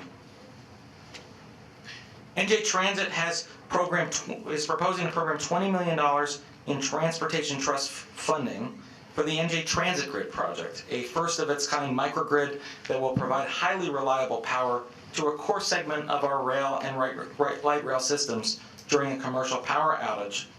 The project will build the infrastructure to allow New Jersey Transit to meet Governor Murphy's 2050 energy goals. This is because this microgrid is being built with the ability to evolve in tandem with evolving technology. As clean energy technologies are advanced and become commercially viable, this microgrid can and will evolve to take advantage of that technology. It will be built with energy storage and the most advanced emissions controls and constructed well above the base flood elevation. Planning ahead, our expansion investments are also focused on the Lackawanna Cutoff Project, which includes a new Andover station, rehabilitation of the Roseville Tunnel, infrastructure construction, and improvements to the right-of-way. Looking ahead, we are moving from being reactive to becoming a more proactive agency that utilizes a metrics-based approach to establish priorities based on crucial importance and life cycle cost. We are developing the 5-year plan for the future of transit. This year, we completed phases 1 and 2 of our assessment program. The first condition inspections that have occurred since 2013 in this agency. We completed the northern and central regions of the state. We have commenced inspections of our southern New Jersey assets. And what we'll do with this information is deposit it into a facility data management system that allows for heat mapping, data slicing, and trend analysis to determine inventory, age, and condition of key assets. Included is the allocation of $4 million to then accelerate design and engineering of new capital projects that come out of that inspection effort. And as recommended by the North Highland report, we will be coming to the board this year to propose the award of a program management organization contract to manage the deployment of an effective enterprise asset system. And to do this, we are building a robust internal management team to plan, design, manage, and control capital investments. Finally, the board today will also consider an item to authorize NJ Transit to enter into contracts with subrecipients, including counties, municipalities, private not-for-profit organizations, and other entities to provide transportation services to senior citizens, people with disabilities, rural residents, and economically disadvantaged residents. And a number of these community-based transportation services link to NJ Transit's bus and rail services. For fiscal year 2020, we proposed to program $35 million to support these initiatives, and the subrecipients of this funding will help provide public transportation for stakeholders who are in areas which may not otherwise be served. In fact, today, there are 484 federally funded vehicles which provide enhanced mobility for seniors and people with disabilities. An estimated 1.1 million passengers benefit from these services per year. And for rural transit needs, there are 15 federally funded projects that provide an estimated 145,000 trips per year.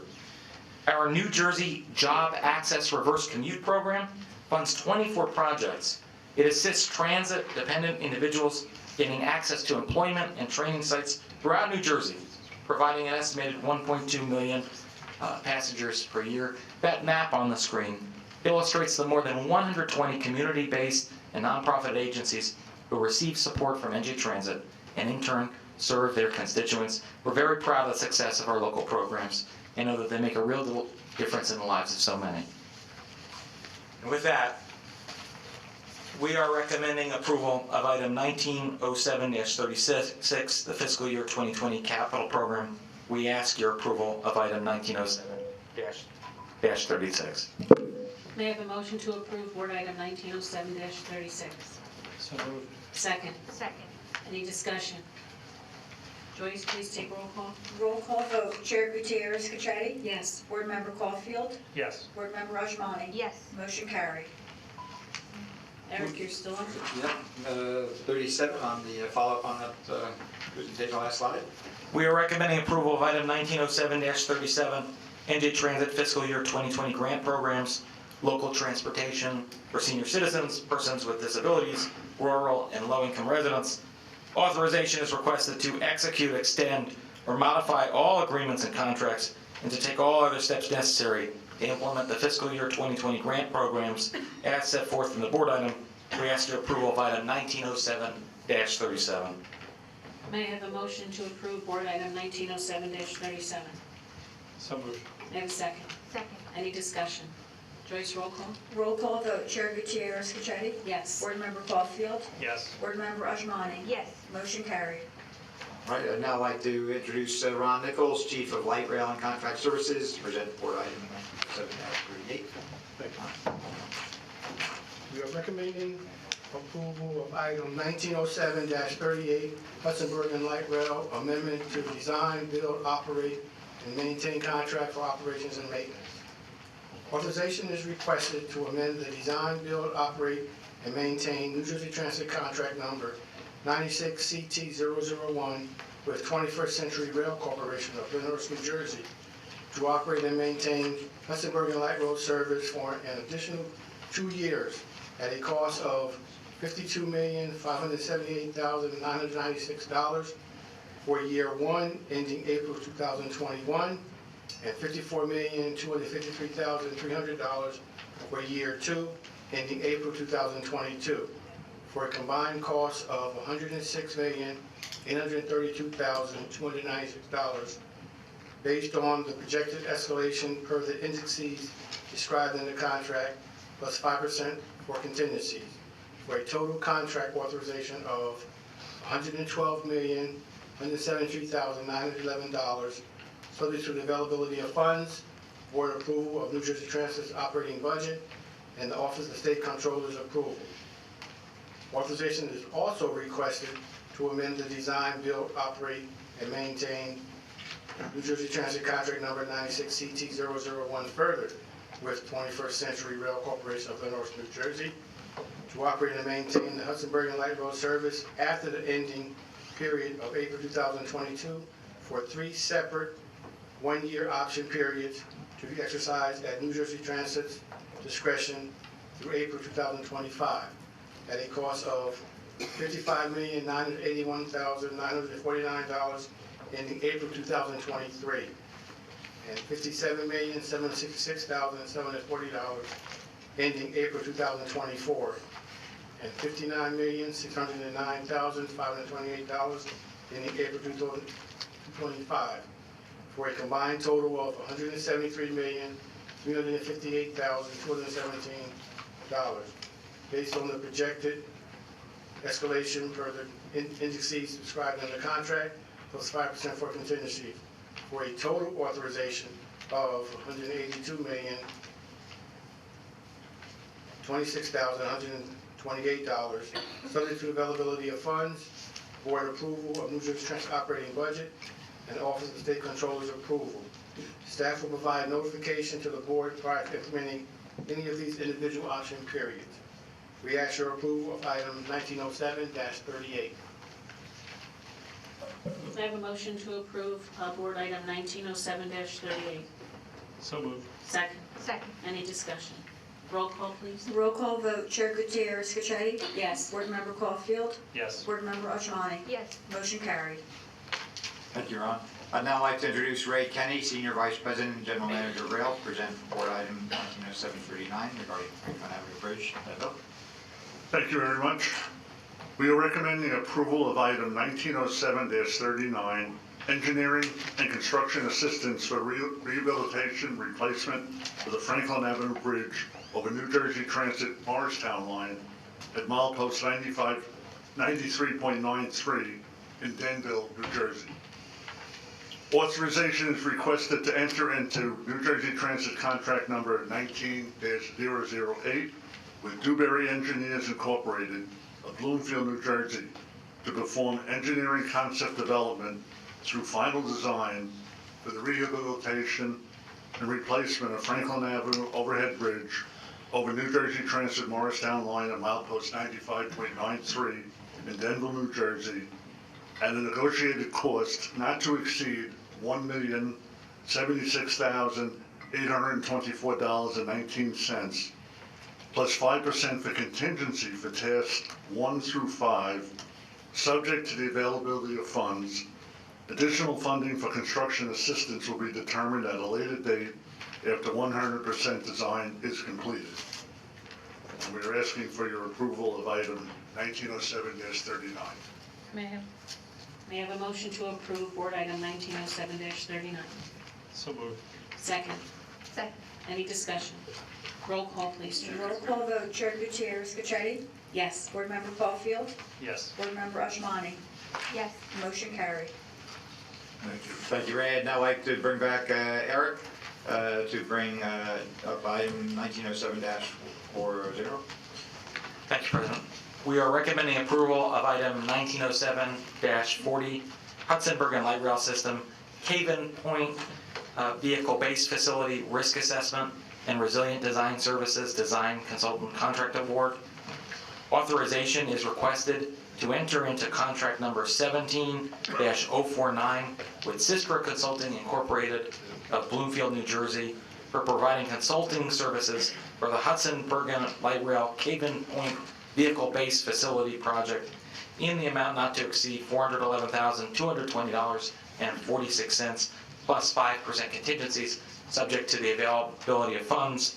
We ask your approval of item 1907-40. May I have a motion to approve board item 1907-40? So moved. May I have a second? Second. Any discussion? Joyce? Roll call vote, Chair Gutierrez Cacchetti? Yes. Board Member Caulfield? Yes. Board Member Ashmani? Yes. Motion carried. Great. I'd now like to introduce Chief Chris Priscillo to bring up item 1907-41. Chief. President Corbett, Commissioner, we are recommending approval of item 1907-41, the proposed labor agreement. New Jersey Transit Police Department and the Fraternal Order of Police, FOP Local Number 37.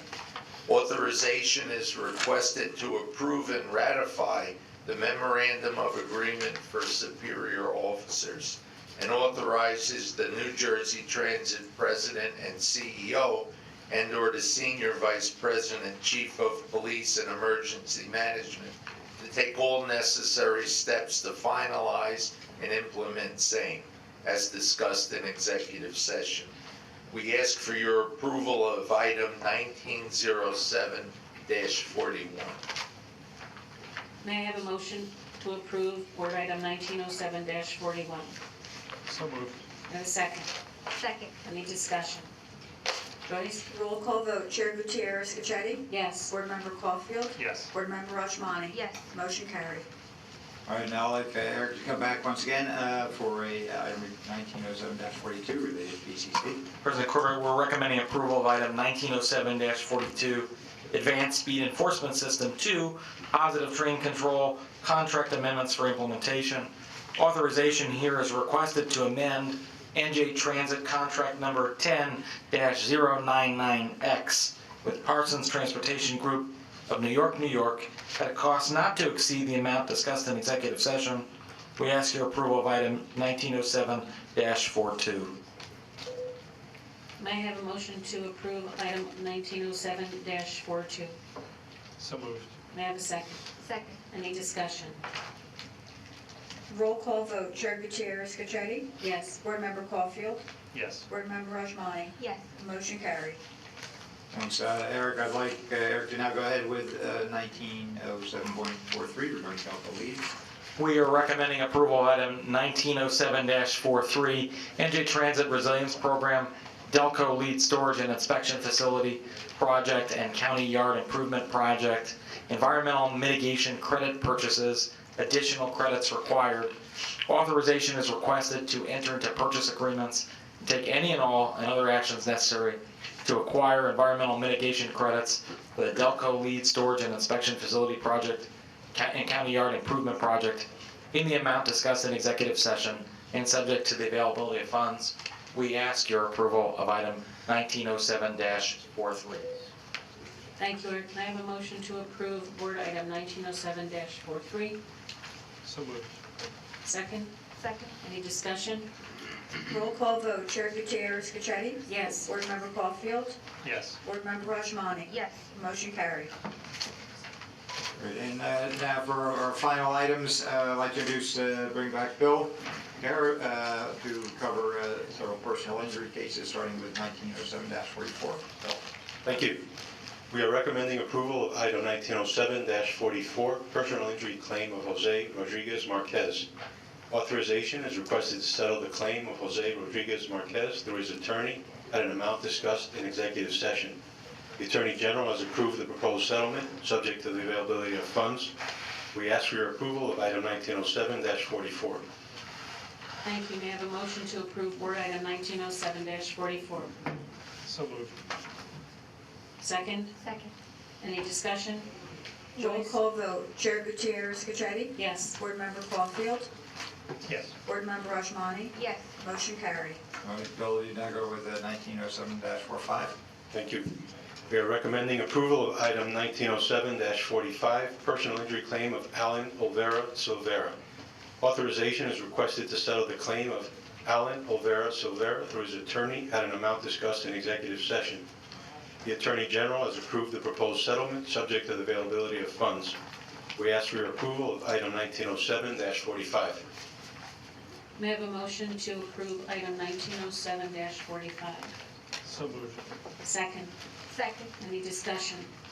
Roll call vote, Chair Gutierrez Cacchetti? Yes. Board Member Caulfield? Yes. Board Member Rajmani?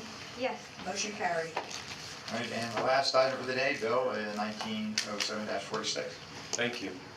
We are recommending approval of item 1907-46, personal injury claim of Jason Gillespie and Christina Gillespie. Authorization is requested to settle the claims of Jason Gillespie and Christina Gillespie through their attorney at an amount discussed in executive session. The Attorney General has approved the proposed settlement, subject to the availability of funds. We ask for your approval of item 1907-46. May I have a motion to approve board item 1907-46? So moved. May I have a second? Second. Any discussion? Roll call vote, Chair Gutierrez Cacchetti? Yes. Board Member Caulfield? Yes. Board Member Rajmani? Yes. Motion carried. Thank you. Since there is no further business, may I have a motion to adjourn the meeting? So moved. May I have a second? Second. Any discussion? All in favor? Aye. Opposed? Motion carried. Thank you for hanging in there with us today.